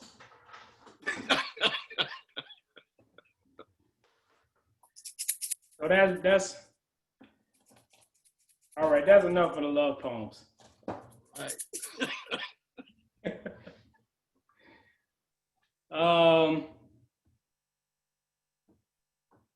This is my love poem. Yes. I believe when I fall in love with you, it will be forever. Straight to the T, without missing a letter.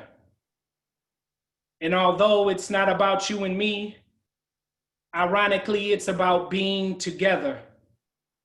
And as well off as we are, I know we can do better. Yes, we are trendsetters, but all this romanticizing about whom we have become and how far we've come and how wonderful our skin is and how innovative our creations are and how hard our day is and how long our struggles are and how nappy our hair is and how strong our backs are and how, listen, that is fair weather. And I'm riding through the storm, not trying to be the norm because we are the salt of the earth. And this land, whether we like it or not, is now our turf.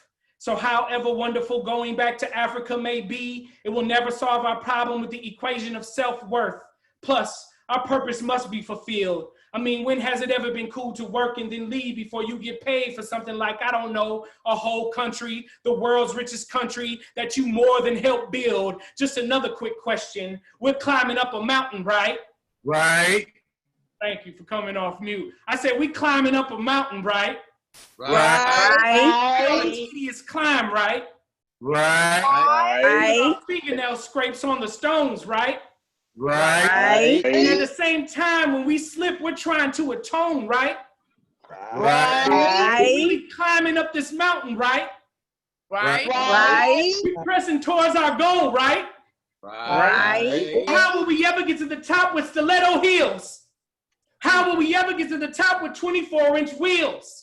How will we ever get to the top with processed reefer, watered down cognacs, and ecstasy pills? Come on, my people, let's get real. We've come this far by faith, leaning on the Lord, trusting in his holy word. He's never failed us yet, but we never healed. Cornel West told me in the Minneapolis airport, right when I was ready to take flight, don't crash and burn, young man, because what you want to do is love a people who hate themselves. This is my big deal. I believe when I fall in love with you, it will be forever. So come on, let's fall in love with us. Let's do better. Let's be better. Let's get better because it's about time, because we must now, because I love you, because he loves you, because you're worthy, because he's worthy, because love is timeless and we are on God's time and we are on God's mind and we are the salt of the earth and we must own something first before we can say it's mine, and we must own ourselves before we can love, and we must love ourselves before we can heal, and we must heal ourselves before we can.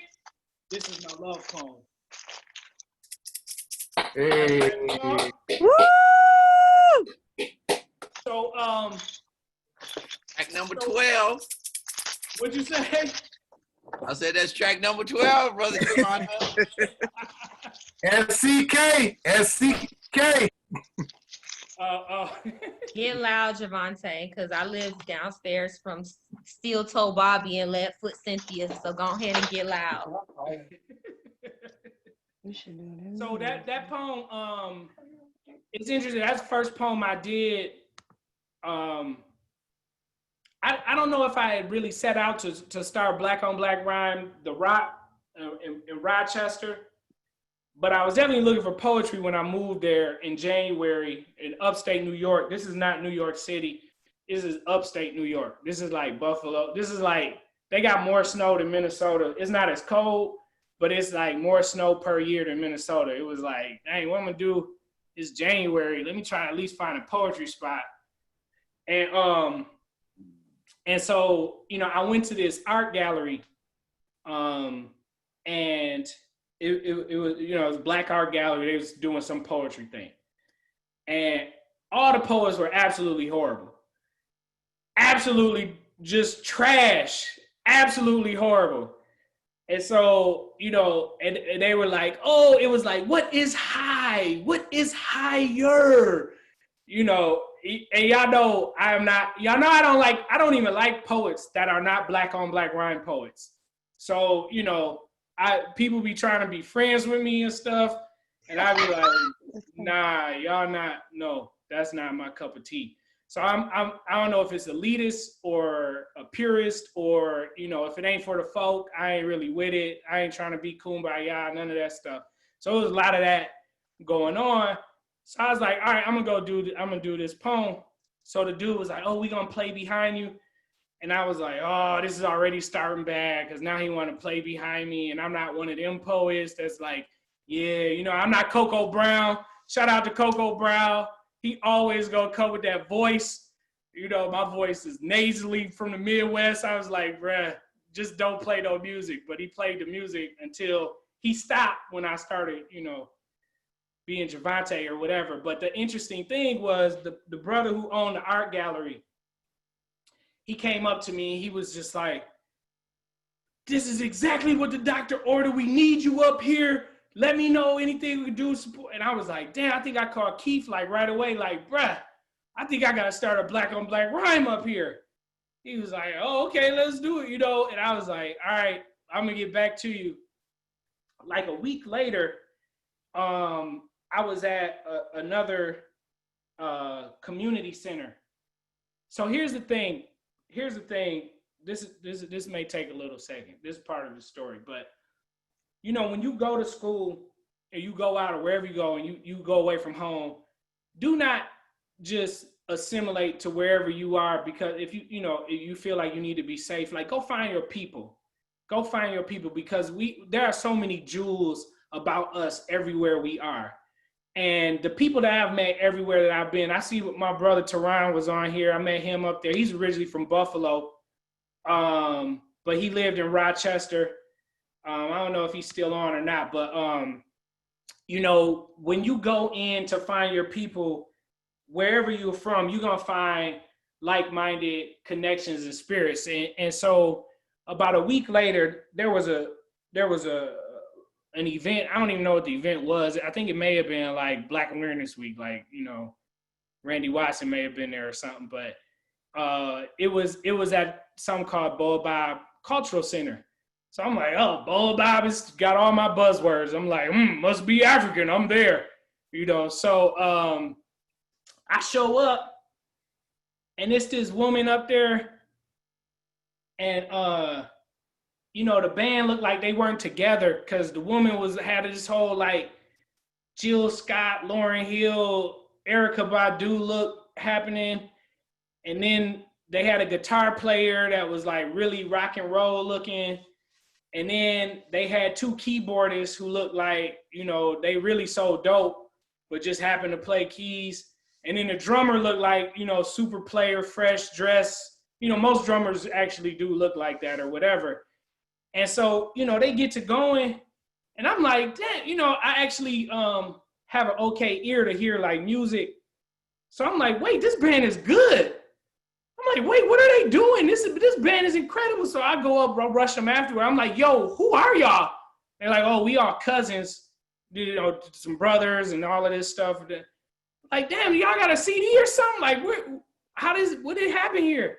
Like, no, we ain't got no CD. We just started playing together, but we call ourselves Black August.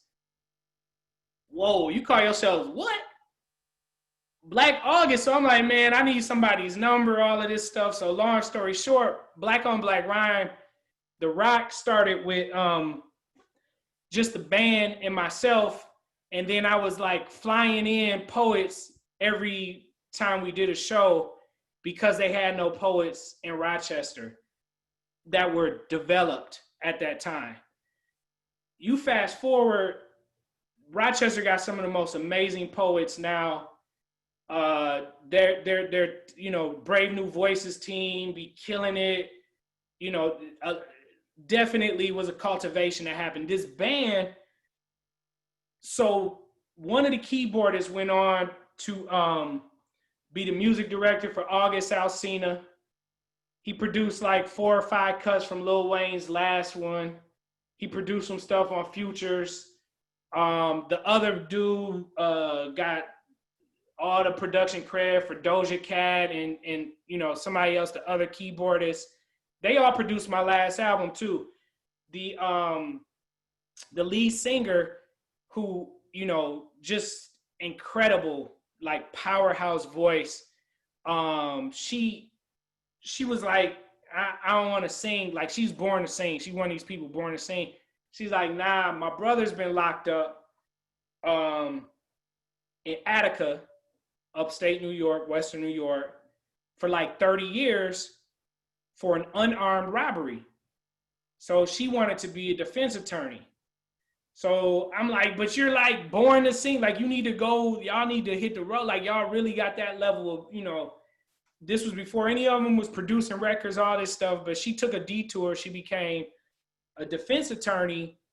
And, you know, she eventually went back into singing full time after she became a defense attorney. But I'm bringing this story up because she's on the front lines right now in Rochester as they're protesting, trying to organize the people for this latest atrocity of what's happened, where I don't know how the hell the police are walking around with burlap sacks in their car to suffocate somebody to death. But, you know, this situation, this is the legacy of Black on Black Rhyme. This is what I want to tell y'all. Like, everything and everywhere we show up, we're not just talking it, we walk it too. You know, she became Black August is Black on Black Rhyme. So many other stories about how those lives just, you know, we continue to intertwine and intermingle. But, you know, I just want y'all to know the web that Black on Black Rhyme has really created. And when we were up there, because we had a full piece band, you know, I would tell them, you know, T-Pain was at the height of his career when I was in Rochester. This is like 2006, 7, 8. And so, you know, way back, y'all, I'm sure y'all heard T-Pain used to be at the shows and all this stuff when he was Fahim and everything. But him and Blackberry used to get up there, and Blackberry playing the guitar, and they would just be up there like going back and forth, just singing and spitting. And he always used to come and hit this, you know, because we get back, talk back. He talk to me, I talk back, talk to me, I talk back. And so that became sort of the theme song of Black on Black Rhyme, The Rock. We just had the band play that, and it, you know, had a whole crowd rocking with Black on Black Rhyme, The Rock. But that was a fun time. Anyway, that was the Rochester story. So y'all send Rochester some love. I think later I'm gonna post like a couple of links on somewhere. So where if y'all wanna donate or whatever, that's who you should donate to right now, is what's happening in Rochester. So yeah, I'm gonna do probably like 2 more. That's all right. Talk your shit, bro. Yeah. Javonte, where is we going? As long as they mandatory minimums and reality needs you back. Yeah, reality needs us back. Ali, that's it. Javonte, we ain't got nowhere to go. Baba can't kick us out or nothing, so. Right. Okay. All right. The intended consequences. And it's still early. It's unintended. The unintended consequences. Unintended. Yes, absolutely. Whatever you want, bro. Let me look. I did make a little set like I had before, but then I totally, that was all thrown off. Oh, I did a lot of them. Oh, unintended consequences is on here. Oh no, I said I was gonna do this. Let me see if oh yeah. So this was a y'all never heard this poem. This poem, ooh, maybe I'll do. I still can't get through that poem, Ali. A poem by my mom. Maybe. I can't do that one. But I did say I'm gonna feel it. Y'all never heard this poem. I wrote about one of my other grandma, my dad's mom, when she passed. Man, I mean this in the most loving way. My grandma was crazy, boy. Let me tell y'all this story. How she played Talitha. So first off, my grandma from Detroit. Y'all seen, y'all, you can't come looking busted. I can, because I never care. I be wrinkled. Everybody, they just hate, they hate the fact that I'm that way. But, she never liked it. But I'm telling Talitha, who is definitely a sensitive soul, I'm like, look, we going to Detroit. This is for my other sister. My one sister that's not on here is for her wedding. I'm like, now my grandma is bound to say something, but don't trip. She gonna find something to say. Just don't trip. Like it's cool. And this is when y'all know when Talitha was like in the height of suicide attempts. She cut all her hair off. She was rocking the bald-headed scallywag. I'll be asking her to cut it off now. Y'all know I love that bald-headed scallywag look. Can you explain that height of suicide attempt so people don't be afraid? Like, give some context there. I mean, however they want to take it, at the end of the day, you came through, right? Javonte, Baba is like a licensed psychologist. He's looking concerned. Can you clarify, please? Everybody know what I'm talking about. This is the Becky poem. The Becky poem. She got a poem called Suicide Attempts. And she be like, what are you doing with Becky? Y'all know what I'm talking about? Yeah. Okay. We know what you're about. Yeah. Maybe if I slit this wrist. Yeah, there it is. That's it. You'll That's start paying attention. Yeah. You'll come home and put that There bottle it is. down. There it is, You'll Keith. come home. Or you'll simply roll over. Yeah, that's the it. soundtracks. Yeah. That's it. She Or gonna you'll do have like to a do it now. Suzuki. She was a woman of rage, cut her hair off, all this stuff. Right? Yeah. I was finding it extremely sexy. I'm like, hey, what's up? I love my grandma. I was like, I love a crazy woman. It's all good. So anyway, I told my grandma before I got there, I said, look, I'm bringing my girlfriend. Grandma, she ain't got no hair. Okay? She ain't got no hair. I need you not to say something about her hair. On the flip side, I'm telling Talitha, my grandma probably gonna say something about you. I don't know what. I knew what, but I was just like, I don't know what. But she goes, she gonna say something about you. And so we walking up, and she's like, oh, there's my grandson.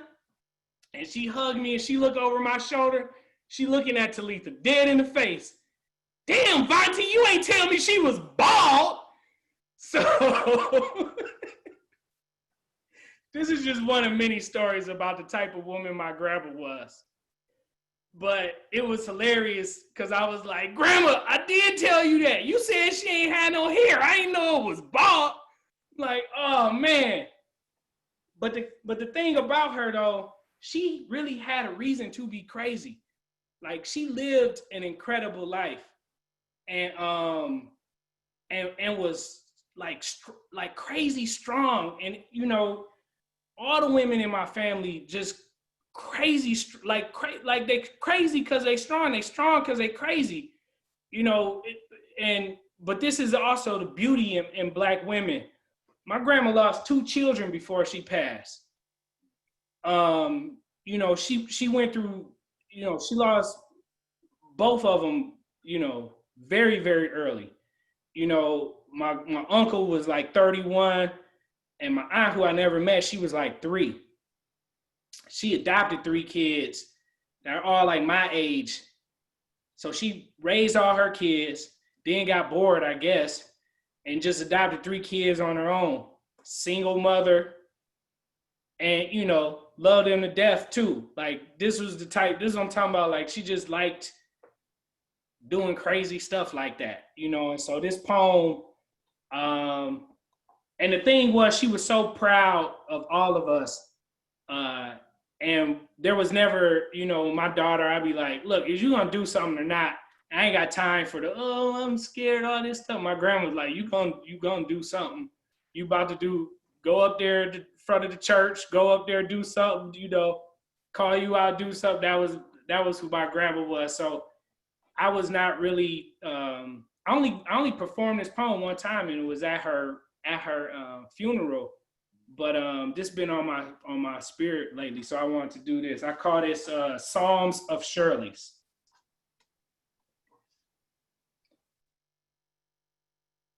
You know, the old folks would say, that's scripture. This includes Shirley May. Psalms 90 and 10, 70 and 10, but then again, you would know that this span is both trouble and sorrow, for they quickly pass and fly away. So here we are, wondering not if it's right, but if we may, in her earthly absent, end up all right, will he take the pain away? Some thought she might live forever, others thought she would live forever and a day. Some even know her best for her peculiar ways, but the way she went about her living can be best seen in all her children, through choice, through marriage, through Christ or God-given. Her sacrifice for them all seemed never ending, but all things have an ending. This she knew from the beginning. Lost her daddy for she was 5 feet tall, but learned another scripture, surely remembered.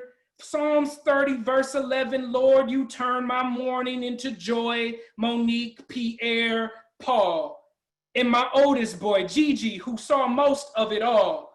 From the time he was little, saw my rosy life full of thorn and thistle, saw me caught up in the middle, saw me caught up in the muck and the mire. The Lord gave me beauty for ashes because I went through hell without the fire. I lost Melinda and I lost Ramaya. Only stayed above ground running a mile a minute. Now I'm tired. Kept my faith, always had my heart in it because it kept taking me higher. Never lost sight, caught flight, stayed uplifted from the hallelujahs in a choir. Told me to sing unto the Lord a new Psalm 30 verse 8 and 9. To the Lord I call for mercy. Sometimes thought he never heard me, but what is gained if I am silenced? He called me now, so I must go. There is no praise in my defiance. I worked the night shift for your brighter days. It took so much to get here, not to leave this way. I'm ready to approach the throne, ready to hear, come ye disconsolate. Well done, welcome home. I raise you all to be self-reliant, responsible by sleeping in the bed you made and strong.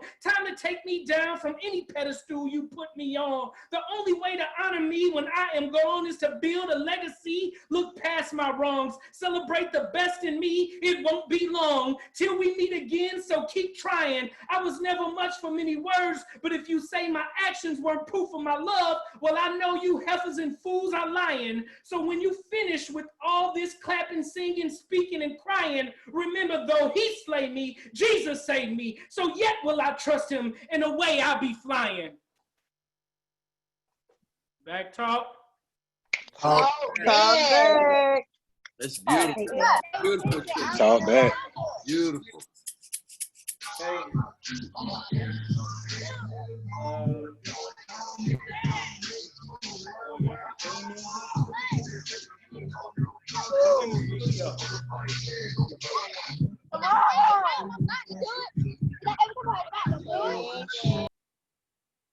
Beautiful.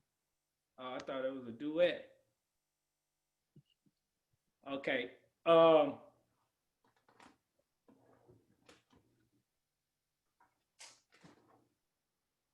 right. Yeah, now I'm gonna do 2 more.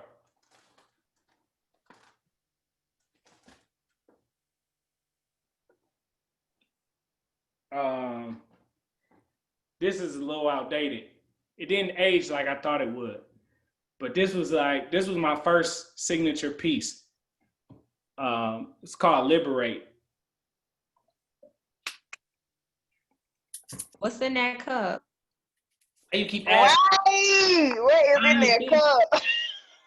Mind your business.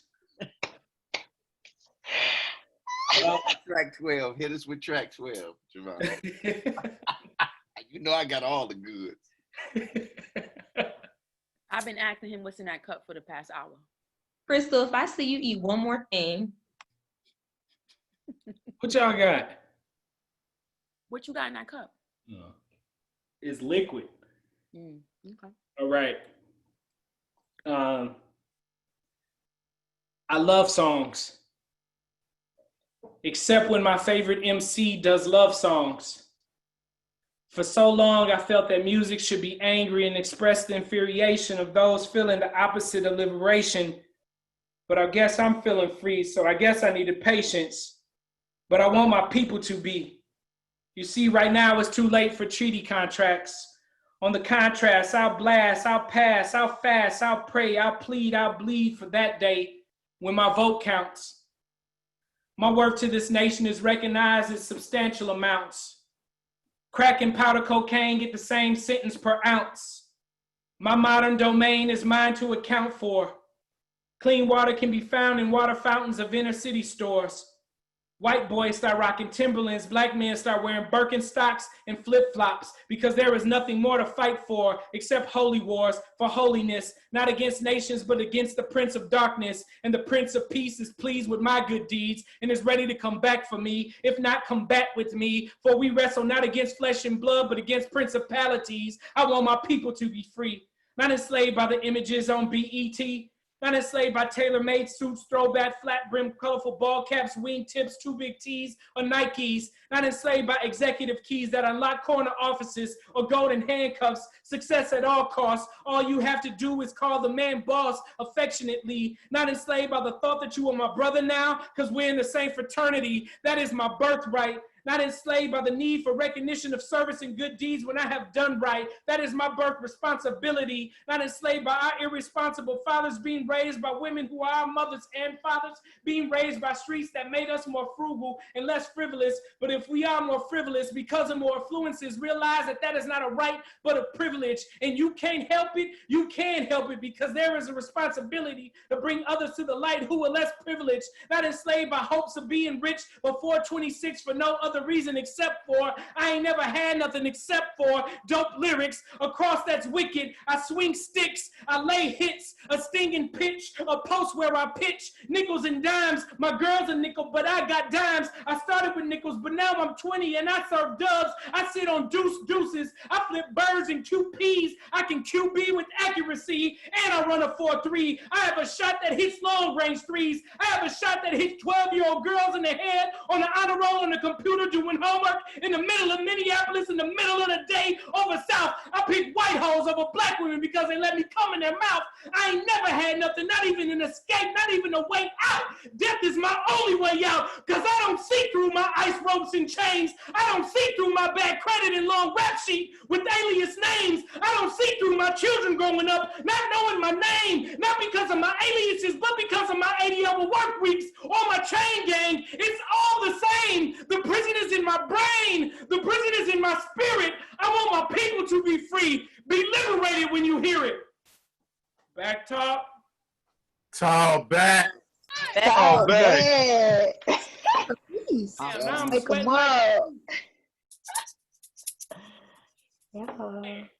up. That's got a story too. So I don't know if y'all saw or follow how close you followed George Floyd situation. That liquor making you sweat. Yeah. Dang. It could be the screaming, y'all. He performing. This not my liquor cup. That don't mean it ain't liquor in it. Dang, you smart. True story. That sounds like some keyboard stuff right there. I went to FAMU, so. Okay. So anyway, back to my story. I'm telling the story. So with George Floyd, you know how crazy and invested systematic and systemic racism is. So earlier in the year, when they had all of the debates, they kept bringing up, I don't know if y'all remember this Amy Klobuchar lady. Amy Klobuchar was running for She's a senator, I guess. She's running for president at one point, the Democratic nominee. She was running for that. She used to be the DA for Hennepin County, which encompasses the city of Minneapolis and the surrounding suburbs. And she also was there when her assistant DA was, if y'all saw the news at the beginning, this white dude that kept parading out, I forget his name now, Freeman, it may have been Freeman. But anyway, he's the acting DA. And he charged the black man, the only like police officer you ever heard of getting charged for killing somebody. And his was like truly accidental, killed this white woman who was visiting from Australia. He charged and convicted successfully this black police officer, but was letting everything else fly, like all these other charges that this Chauvin character has had in the time that he's been the DA. But Amy Klobuchar was getting lit up because of how she handled this case of this black boy at the time who she put away for life in prison because he had supposedly killed this little girl in South Minneapolis named Taisha Edwards. I mentioned her in another poem earlier. And when I say in that poem, I got a shot that hits 12-year-old girls in the head on the honor roll on the computer doing homework in the middle of the day, in the middle of Minneapolis over South. She was killed like literally 3 blocks from where George Floyd was killed. And she got hit by a stray bullet by this teenage gang called the Bogus Boys. And this dude who it was clear, he's still in jail. He was not there. They had him on camera, like at a store when it happened. He's still in jail right now. So she really had to bow out of the presidential race because of that. But you know, this black man lost his life because of her. And because she would not prosecute the Derek Chauvins and everyone else involved, and her assistant DA, who is now the DA, the same thing. So anyway, that was just a tie of what's going on in the world. So that's really why it got me going again. That poem, I forgot that part was in there till I started reading it. So it got me a little bit going. That's why I was thinking about that. Now, y'all, welcome to Talitha's world, where she got to hear all these stories I tell in a very long way around. So, okay, what time is it? 'Cause I'm tired of doing these poems too. Oh yeah, it's about time to wrap. So the grind.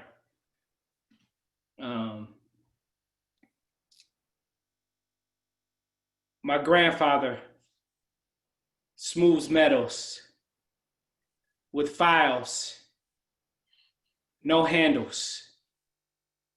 What cuts on his hand are as frequent as sweat from his gland. See, that's my bloodline. My grandmother was the hustle and taught us all about it and how to tussle. But more than that, you had to have a tough mind. Like the way my father provided menial financial support, still I turned down my full ride scholarships, and the college I picked let me in through the back door. Not a high enough test score. Didn't want to let me in. I started in the shadows, but then I opened up and let my light shine. Now I left out the front door with all the highest awards, 6 job offers, 2 degrees, 2 spoken word CDs, the baddest girl in the game wearing my chain and a 3.9. Oh, I can show you grind, the kind that never lets up. I'm reminded of a time in 99 when I was laying on my living room floor looking up at the wall, calculating the trajectory from the hole to where the bullet falls. Realizing if I had not been visiting colleges around the same time my homeboy Khaled was winning championships in college, my baby niece would probably have been wet up. See, I'll never let up. No matter how far or how long I am gone. I've been to ancient civilizations from the Gambia to Rome. I've seen the Blue Mosque in Istanbul and the Cologne Dome. I've traveled every major city in Europe and shouted out black on black rhyme every time they cut the mic on. Still, I will let nothing separate me from the love of God. I hasten to his throne. I won't let up until my niece and nephews all have homes of their own with their own babies, until federal staffers subsidize loans for trying to charge me interest before I graduate. I majored in finance. You can't play me until I'm able to marry my lady, until I sit down at the feet of the Father. He fills me out and grades me, says, well done. Until I sit down at the feet of her Father, he fills me out and grades me no less than an A-.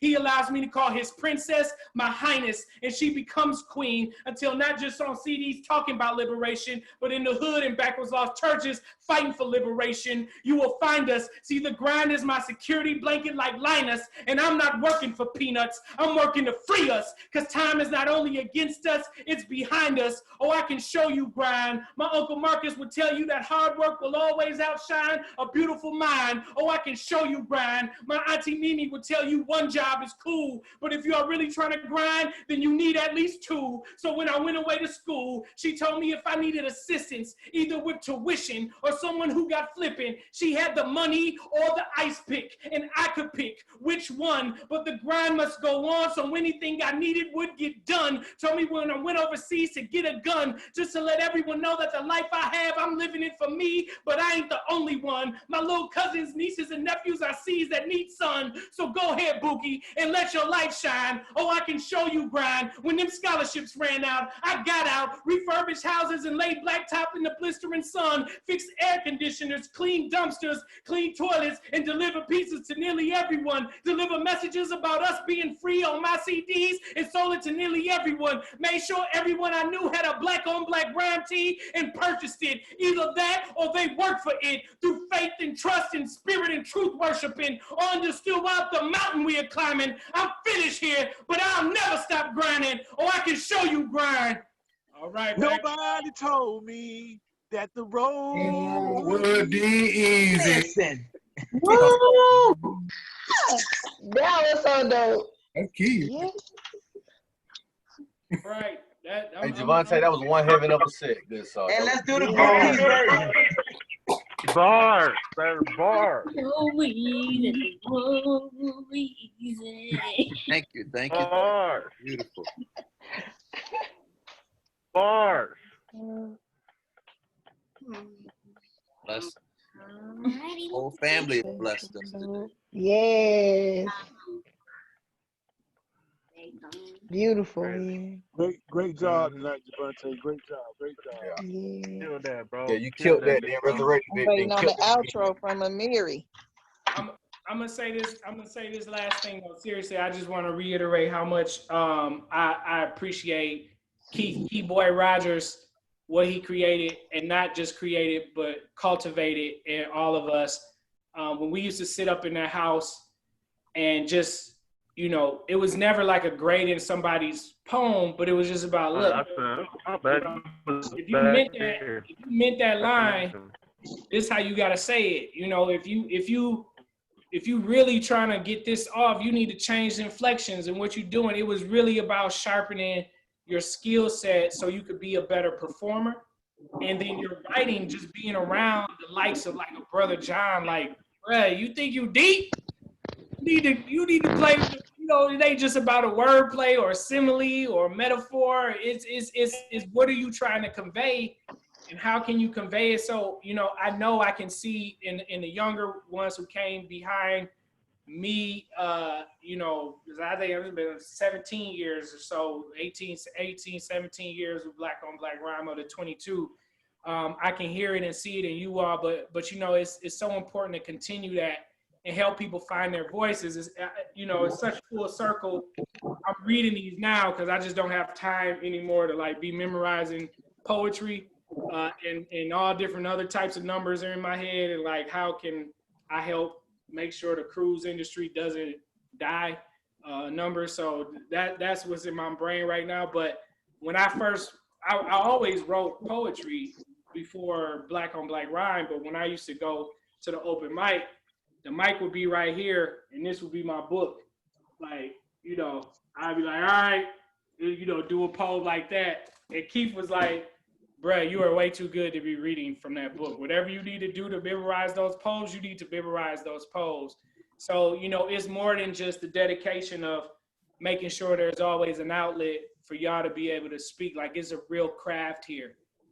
There was a time when the last poets came to visit us, and literally came to visit us. And Amiri Baraka, my son is named after Amiri Baraka. You know, and he came, and they would just be talking about how they made each other better and what they were doing. And, you know, this had to be like 10, 15 years ago. I had told Talitha, I was like, yo, we're really that. Like those circles we would see where you see pictures of Mary Baraka and Maya Angelou hanging out and dancing and all of this stuff. And, you know, we got professors at Juilliard and, you know, teachers and lead schools and, you know, not just professors and doctorates and all of these other things, but this special thing, and like I mentioned, record, you know, breaking, chart-topping entertainers and producers and all of that is so much special. It's so much more than just doing these poems to some of your friends. Black on Black rhyme is a real thing, and the whole world knows about us. So just again, Keith, you know, we love you. Yeah. We love you, Keith. We love you.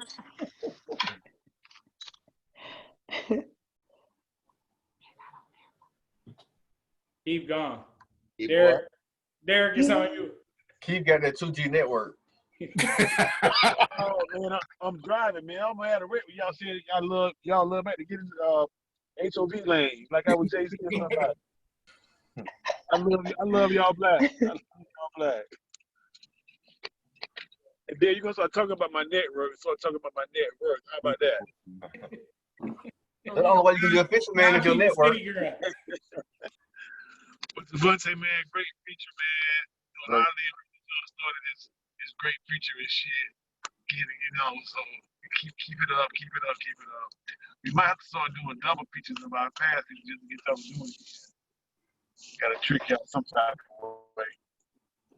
But Javonte, are your CDs on sale anywhere? Nah, but I do got a link. I'm gonna put it in the chat right now. I said it every week. I got the link. Y'all could hear most of my stuff just for free. You can tell when they don't made it, Brother John. They be giving this shit away. Remember you used to do that? Javonte, you need to put it on Spotify or something so you can get some streaming money. Yeah. And put it in the kids' name. It's gonna be good. I can't wait for this answer. Yeah, Javonte, you need to put it on Spotify.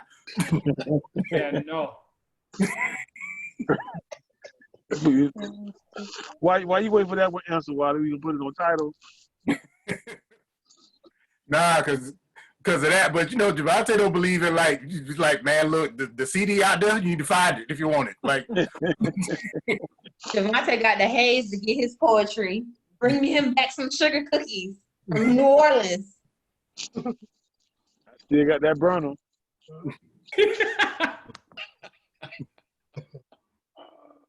Yeah, that burner.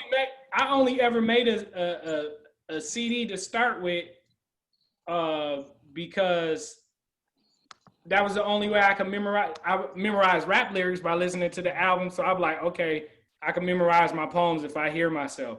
Y'all never would have got a CD out of me. Javonte, it's okay if Keith forced you to make a CD like he did the rest of us. Yeah, it's okay. It's a safe space. Yeah, I just put the link in there. Y'all can have that. Yeah. What's that, Brother John? Brother John, hold up. So y'all, next Friday our feature is Icon from Louisiana. Y'all that know her. But if you don't know her, Google her. She's an amazing poet. And 2 weeks after that, feature's gonna be Black Girl Speak. She don't even know it yet. I'm gonna do it like I did the bunch. All right. Look at God. Yeah. All right. We done had the father and son. You get the mother and daughter. Yeah. It's lit. Talitha is running a whole Hogwarts. If you could give her more notice than that, please. 2 weeks. She's running a whole university campus digitally. Like, not on Friday night though. Every day. I'll be here like Lauryn Hill. Right. It's Freedom Friday. We ain't gonna never get these phones.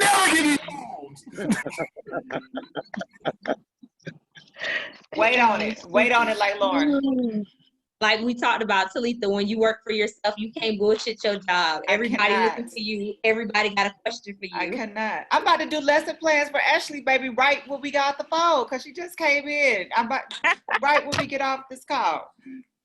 Hey, what's the age limit? What's the ages of the virtual school? It's not about age, but it's pre-K through 5th grade. So, Okay. yeah. You gonna put the free link on the thing like your dead husband? Or you charging? Oh, it's a free link to go to the website. It's always free to go to the website. Yeah, but that's a charge. That's my dog. That's my dog. We'll post it again and tag us all in so we can share it on our page too. Thank you. I did. I just posted a link, but thank you so much. It's growth. Your prayers and encouragement, all of you, is incredible. Seriously, I'm trying to do something. I'm trying to do life's work here, and you know it's not easy. Those of you who know whoever had anything to do with education, you know it's not easy. So, thank you.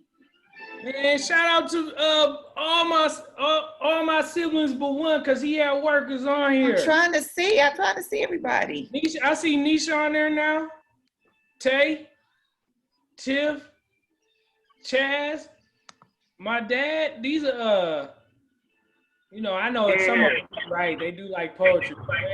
They hear me talk. They hear me talk all the time. They stay on. They must really love me. Hey y'all, I haven't seen any of y'all since 2007, but hey. Javonte, we love you, but it's COVID. You got nowhere else to go. Facts. Facts. Yeah, we do love you, but it's COVID. We ain't got nothing else to do. And anybody want to close this out? Prayer? With a poem.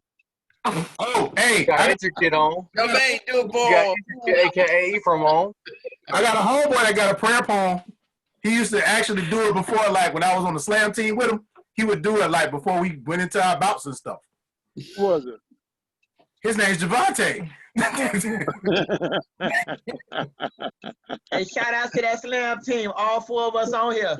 Indeed, yep. Might as well do a group piece then. Who was on the slam team? What Sonny said. We did grind as a group piece. Y'all do it right now. Nah. All the ones with good Wi-Fi, keep reaching out to y'all. Do the group piece. Hey, what year was that slam team, Ali? Was that back talk or back on that line? That was, I don't know, 06, 07? That was 2007. That was Columbia. All right. That's the year Ali won and didn't get paid. Yep, Ali won. He know what year that was. Somebody you know.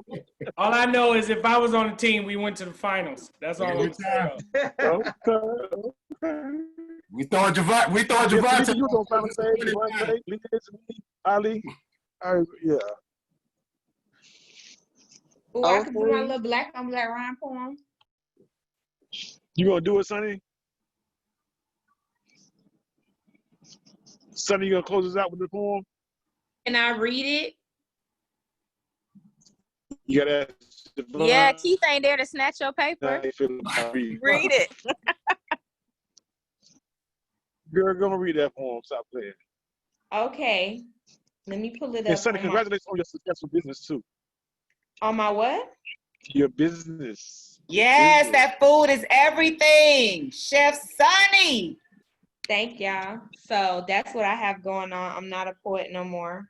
I'm just I'm a vegan chef, and I'll be back shipping nationwide in October. My next cookbook is coming out. It's a vegan soul food cookbook called Home for the Holidays, Recipes for Every Black Ass Occasion. That'll be out in November so that y'all can veganize y'all Thanksgiving. Oh, Wally said, hold on. What we holding on for? So proud of you, sister. Beautiful. Brother John, don't start before I get to crying. You know what you was like when we met you. You know. What you mean? What I You've was come a long like? way, baby girl. It was always there, but you was going in Oh it. no, she still like that, Brother John. She ain't get saved or nothing. Get your She greens. You still know how you was. What you mean? Right. So, Sonny still came to my proud of you, family baby. reunion and dropped it like it was hot in front of all the elders. Thank you, It Ashley. was Thank you, hot. thank It you. needed to be dropped. Thank you, thank you, Ashley. King and Princess, you and your brother Derek, boy, it was fun. Through that thing. Listen, y'all not gonna do me like this. Anyways, I had wanted to do this poem. It's called Poetry Equals Family, and I wrote it for Black on Black Rhyme because, you know, Javonte told a lot of great stories about us, and we travel and we do a lot of things, but we really family, you know what I'm saying? Like there's different classes or generations or whatever kind of group by age, and you know, we're just able to connect. And I know my experience with Black on Black Rhyme is that we really took care of each other. The people, I think Derek is like the only person in here that, Derek and Ashley, sorry, because Ashley will kill me, but Derek, Ashley, Bree, Quisha, like we really took care of each other. The ones who ain't have no car, the ones who had food stamps and no money, you know, the ones who was scammers, not me, because I'm a child of God, I ain't no scammer, but you know, the ones who was out here selling their stamps on the corner, just making it so we could all, you know, our cars and stuff. Derek laughed because he knew he took my car. I told him not to cut the car off, and he cut the car off with Kizzy, and my car couldn't start at the post office. Don't laugh. That shit is not funny, Derek. And then somebody had to come and put aluminum foil on the little thing on top of the battery so the car could start and make it back to University Garden. It's not funny, Derek. I still want my $30 back, shit. Anyways, I wrote this poem because, you know, we've been through the struggle. So it's called Poetry Equals Family. The collaboration of poetry and poem mean more to me than most, and I care not to boast, but I'm sure there's cliques from coast to coast, but they have to concede to my poetry family. If you ever get a glimpse of my left breast, etched over my beating heart into my chest, there are 4 words and a symbol that resembles 2 faces I know all too well. Legacy in short description read Black on Black Rhyme, and it means more than ink or LLC, but an ancient translation meaning poetry equals family. And like any, we laugh, we cry, we love, we fight, we procrastinate, we write, but more importantly, we do it together. Eat dollar menu meals from tips from sold CDs, split ramen, and never argue about who gets the biggest piece, just the most seasoning. Sorry, that's our actual story. We were so broke one time, me and Kizzy had to split a pack of ramen noodles, and we argued about the seasoning pack. That's actually a real story. Or eat food stamp feast cooked on styrofoam fine china. Maybe that's why we don't have beef. We can't afford it. Can't afford for something 15 years, that back then, 15 years in the making to get broken up for the taking. My mentors be amazing. Call Dara or Wally B anytime, day or night, and they answer with advice or wisdom, sometimes just an ear to listen. Critique my poems with love and affection, and I do the same for Deresny, Kevin, and Eric with the D. Man, Derek, I remember the day his daughter was born. I called him so much he almost thought I was the daddy. The memories are endless, because there ain't a city or town in Florida that ain't seen us or heard our pitch. The price is $10. Yeah, only $10, and you know we got it too. Got past me, but my poets roll deep, and there's 8 more outside. We take cash, credit, or EBT. Next closest thing to kin, family, or friend, and if any of us need jobs, we got hella references. I just had to tell the story about this part real quick. There's a company called EPG. They do the photography for graduation. We all work there. Like, y'all can't go in there and say, you know, Quisha, Mike, Elney, none of them, you will never get hired, because we all work there, and we do that job for anybody who ever want to work there. I'm so sorry. Derek, no, we blew that job up. We got hella references. Yes, we have our differences, but we have seen way too many Black and Miles, net checks, and Walmart hoopty rides to defy our unspoken oath. If one of us eats, we all eat. And if one of us is hungry, we all find a way not to be. Lazy hustlers starve is an applied philosophy. Keith turned Almond Rods into a shelter for refugees. No matter where we go, a family is what we be.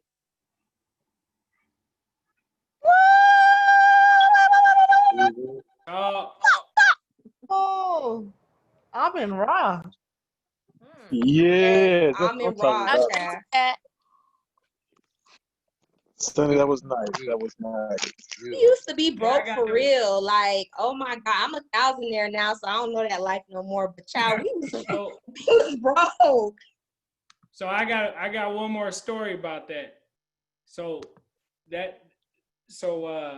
you know, going to fam, when Amin Rise was over there off Adams. Was it Adams, Doc? Yeah, when it was at Adams, it was a bookstore, and my dad had called me telling me to go get this book. No.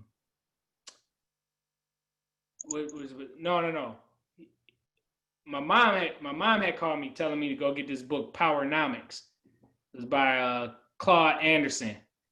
And it was funny because I was telling this story to somebody the other day that my dad, when I was in high school, he gave me Claude Anderson's Black Labor, White Wealth. So my parents was like divorced when I was like a toddler. And, you know, but they was the same type of people telling me to read the same type of books. So my mom was like, you gotta go get this book, find this book. I'm like, I don't know where I find it in Tallahassee. So I stumbled on Amin Raz. And I was like, oh, it's a black bookstore like right around the corner. And used to go in there just like over here, Doc, you know how Doc does, you know, he get people and he start telling them, you know, everything about life or whatever. So I always used to frequent the store to get whatever books, you know, that I'd be reading. And I saw a sign up talking about they were hiring. My girlfriend at the time, she was in corporate America, and she was like, you know, she had got a business degree for fam. She was in Tampa or Atlanta or something. She's like, I hate it. You know, I hate corporate, all this stuff. I'm like, well, I mean, you just want to quit. They got a job in Tallahassee at this bookstore. You go check it out. You know, it's a black bookstore. Avi Raz, you know, you can be a bookstore manager. You like books, you know. So this girl pack up her stuff to come down to Tallahassee. She ain't got no job, but she go in there and she don't talk to Dr. Dana. She talked to Dr. Sharon first, who was there. She thought she was being interviewed for the bookstore job, and she was like, yeah, okay, so can you teach language arts since you like English so much? So long story short, they had a school as well, Sakara Youth Institute, where Talitha then became the language arts teacher for, I don't know, it was all grades or middle school or whatever, and then became the principal of the school. And now, you know, just recently launched her own school, Afrocentric focus. I grew up and was, you know, my dad is on, he had me in preschool, Afrocentric preschools, Afrocentric middle schools, all of this stuff. And, you know, when she met Dr. Dana, Dr. Sharon, you know, she's like, oh, I want this to be the vision for my life, and it's coming to fruition. Right when I was leaving Tallahassee, you know, we didn't know what was happening at Mount Zion, but they stopped being there on time on Thursdays and everything. I was like, man, you need to go holler at the Denards because they got this space to do the show. Keith, you may want to talk to them about, you know, that happening. And so Keith eventually went to talk to Dr. Dana, and it's been a match made in heaven and a beautiful thing ever since then. But, you know, again, that's all the community. That's just, it's all God's work. So beautiful. Baba, can you say something? I haven't seen you seen you in person since last homecoming, obviously, and then just to see you speak live. I've seen the videos and stuff, but can you just say anything? Just be like, hey, I just want to see you and hear you at the same time, live. Anything. There you go. That's all I needed. There you go. Actually, there's another part to that story. So I was making a film at the time. And Talitha said she wanted to be in the film. We were just talking about it. I'm like, I ain't got no part for you. Then I said, well, actually, I got this one scene. I could put a poet in there. So we set it up. she agreed to do it. We set it up to do it here. That's about when all that was going on over there. Well, the night we were trying to shoot that scene, it like poured, raining, storming outside, and like about 5 people showed up. And I was like, damn, we got to set this up again. And Keith was going to be there, so I had to talk to Keith about it. And so Keith said, well, tell you what, let me talk to everybody, and maybe we can just, next week when we have the show, you can come over there and shoot it over there. And then we'll have to try to arrange it. And so that's actually the other side of how this thing happened. And I remember Keith saying that night, as we were leaving, I might try to talk him into coming over here. But that's another part of that connection too, is that I really didn't know exactly what was going on with Black on Black Rhyme until that happened. Then when I went to that show at Mount Zion, that's when I fell in love with the organization. And that's when I got to know Keith, which everybody knows he's one of the people in the world that I admire very much. And some of y'all, which reminds me, since you asked me to talk, see, I wasn't gonna say nothing, but since you asked me to talk anyway, some of y'all owe me some video. Like you owe me video, Javonte owe me video, Sonny, you owe me some video, Wally, you owe me. Derek, I hadn't beat up on you yet, but you know, a lot of y'all don't know, I've been working on this this film about what I call the Black on Black Rhyme Evolution Revolution. It's been in process, and a lot of people are already been filmed and already got their spot, but I'm just watching it all happen, and I do appreciate this, both the family aspect of it and the true expansion of, you know, like you said, Keith Rogers' world, from the corner of his little room in his house to the whole world. I mean, I've had the privilege of watching that, enjoying that, and being a part of it and admiring it. It is truly an amazing thing. And there are a lot of other people that you haven't even called names, you hadn't called tonight, that also, a lot of them got their start right here on stage. The very first time they ever did anything public was right here on stage. And now they out there, like you say, making it big. Royce love it, you know, making it big in the world. So is that enough, Talitha? Can I go home now? Yes, thank you. That's perfect. It's all love, baby. It's all love. Tell Doc Sharon I said hello. And I had Talitha on stage talking about getting married one time, talking crazy. I told her one day I'm gonna send her that tape so she could see how crazy she was back then. But Black Girl Speaks. You know, Black Girl Speaks. Yes. Yes. So yeah. So 2 weeks. Is that what you say you're gonna be? Okay. So we'll see her in 2 weeks. All right. That's all I got to say. Wow, y'all brought back some memories that I had.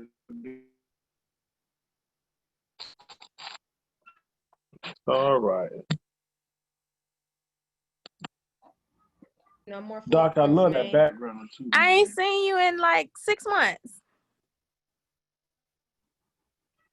Ashley got her Black on Black Rhyme shirt on too. On the one showing off. I got mine on too. Hold on. Turn my camera on. She did? Ashley, come on. Pose out. She did not do no poem, Ashley. We waiting. I called her out, but she said she was like, no. She blocked My cousin's from Chattahoochee. No, do that new poem you wrote. Which I was gonna do a little short one. Which new poem? What's your new poem? Any of them. Since you got choices, any of them. You always don't have your video on. See, there you go. There you go. Hey, Bella. She all in the video. Y'all see little P. Diddy over here? Get out my video. If you want to have come to a house with a kid on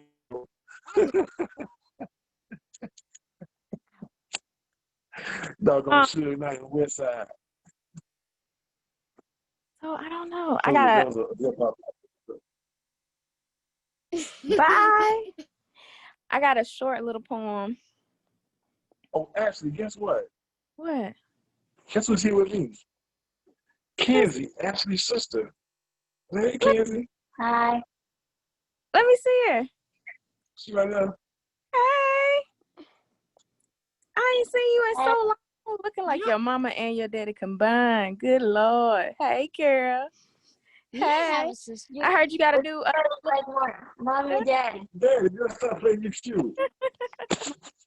Sister. Keith thought her name Ashley too. That's easy questions. Okay, I got a little short You gotta poem. watch us. I gotta.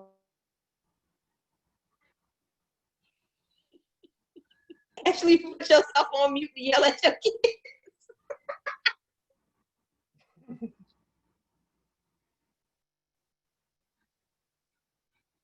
Ashley is black momming. These kids, y'all, these kids. All right. I got a little poem. And I'm about to read it. I realize I'm still dealing at arm's length with people I know. I'm convinced I love. Still having casual conversations as if in cafes or hallways, as if we only know each other in passing, and partly that's true. We do. Our souls would not recognize each other if only given a glimpse. Our names would not easily slip off one another's lips. We'd be akin to that person you pass at the mall, looking vaguely familiar, like, don't I know you from somewhere? But recognition not burning, pressing enough to stop, confident not in where or when or if we really know each other. I want to shout that I appreciate their support, that their compliments do not come in vain, that their praise doesn't fall on deaf ears, that for 3 long years, all I heard was the voices in my head. In times I thought I was alone. I'd sing tunes to their songs. I recall their words. I'd remember their hugs. I'd see their smiling faces. I'd travel miles to be in their graces. I'd speak about them like family. I'd risk my opportunities, my livelihood to be in their presence. I played Russian roulette with my boss as I dared her to fire me, stressed the importance. I lied to lie near them. I packed cars to burn rubber to roads to be at their shows, to watch them pack houses, to see them shift mountains, to watch them. Although I claim to be a poet and it's an honor to be bestowed, these accolades are nothing without you. I want to tell them I love them, and their souls to tell me that they know it. Black on black rhyme runs through my veins. It's on my back, her chest, their arms, and we ain't afraid to show it. I love you guys. Love you too, Ashley. Oh, I have a story since we're doing story time. That was a true story. I remember one Black on Black Rhyme week or Southern Fried. I don't know what it was. Oh, it was Black on Black Rhyme week. I lied to my boss. I told her we had a family reunion because, you know, y'all are my family. It was a family reunion. This whole company had flew me. I was in Boston in the middle of nowhere running a summer camp for like med school, high school students who wanted to go to med school or some crap. And she was like, no, you can't take leave. And I was like, but I have to. It's my family reunion. I don't know what you're going to do, but I ain't going to be here. I packed my bags and was gone. I kept my job, though. Bye. Y'all some gangster poetic thugs. Y'all know that? I did the same thing, but it was for Waffle House. To come back for the kickball game. Oh, kickball game. And I actually did get fired from Waffle House that week when I skipped out on my shift for Black on Black Rhyme. So I need to learn from Ashley. I might have been discrimination, Ashley. You could represent me. I think your statute of limitations has passed. Waffle House oppressed me, okay? I was giving y'all free waffles anyway. I was bound to get fired sooner or later. That's how cooking curl started. Crystal, you all right? It's the reparations Javonte was speaking of.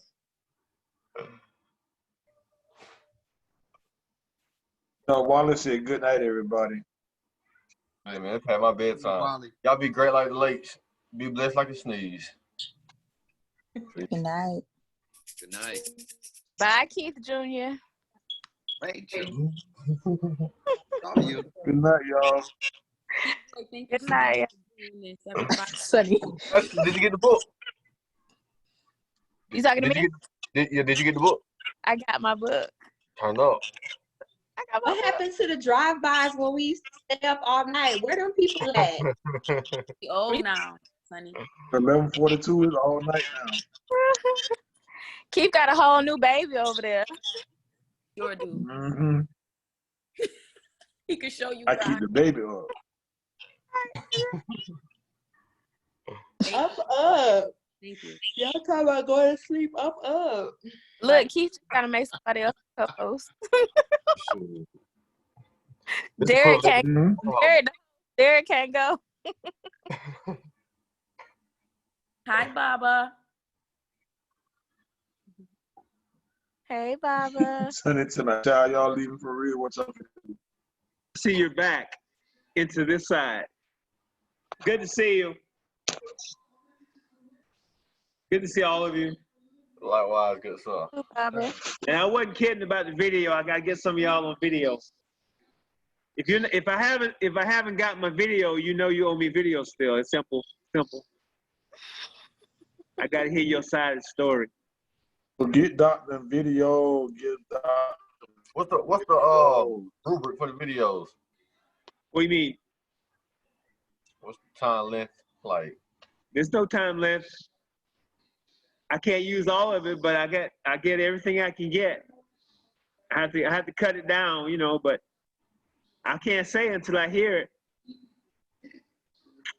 So some of y'all, I got some people probably a good 10 minutes, but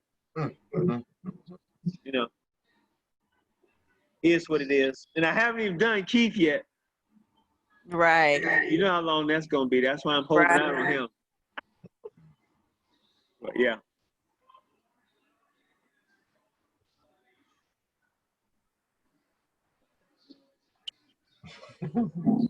We're not ready to leave yet. Peace and blessings to you. See you next week. Hi, Brother John. How you doing? I'm well. It's How good are to you? see you. Yes, same here. Well, It's y'all good to y'all meet leave Tallahassee just glowing and just I need to come back. I need to plug in. yeah. Right. Recharge. You know what happens? People come and go. But it's always home. Yes. Yeah. Tallahassee is like dark, fertile soil. No, you just grow and develop and just get all the nutrients in Tallahassee. Tallahassee Something else will be a treat. Get sucked in. I'm so proud of you, Derek. Tallahassee, the first city where your beard connected. We proud of you. I was thinking that. I was like, oh, look at Derek done growed up. Got a whole Derek said I ain't 12 no more. I'm 14. Right. Looking like he over the age of 18. Can you legally drink now, Derek? Legally.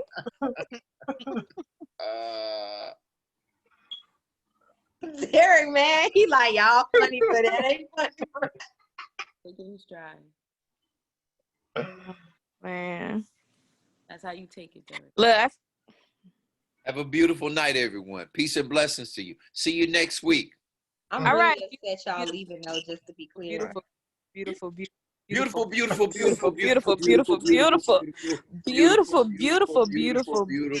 black brother John. Beautiful. That's right, Ashley. Brother John. Yes. We gotta we got, speaking of film, I'm just saying. I gotta come. Baba, I need to come see you, and I need to come see you this month before I move. You need to see me since 2 years ago. I'm just saying. Brother John, you moving? So I'm gonna call you. And by the way, this is news too. Where you moving to now? New Orleans. New Wow. Orleans. How long you plan on being there? Congratulations. It's as long as the job has me there, but really? Yeah. Wow. So all right. It's probably in the next 2 months. Okay. So I hope y'all come to see me in New Orleans too. Wait till after hurricane season to move, all right? Okay. I'll do my very best. Yeah. I signed a contract already, so. Mm. You mean, look, you had a contract with life before that, so I'm just saying. You're right. Thank you, brother. Thank you. That does supersede. I almost said the word Trump. I'm just using your poetry right now. Yes. She actually a real lawyer. She like, oh, he already signed the contract. Can't do nothing for him. Yeah, I gotta. They'll let me work from home for a while. Yeah. Okay, so family, that's to let y'all know, Yeah. when I have to do that for the time I have to be there, you let me know when you coming through. Okay. Okay. Yeah. Yeah. Won't be I was sleeping just about on to say, nobody. you need that Won't be third sleeping room. on the floor either. I'm gonna make sure of that. All right. So, Baba, what I'll do is I'll call you and tell me how you want me to do this. Okay. I come too, Baba. You cook, I come, I eat. I mean, if people come and eat, I mean, if they hang around me, I'm gonna cook. This is how I roll. Okay, so what day is this? Could this be a I'm just Sunday or saying. Monday? I don't know what day it is. I'm just saying. It's You how know I I roll. cook, and I'm in Tallahassee till Wednesday, so.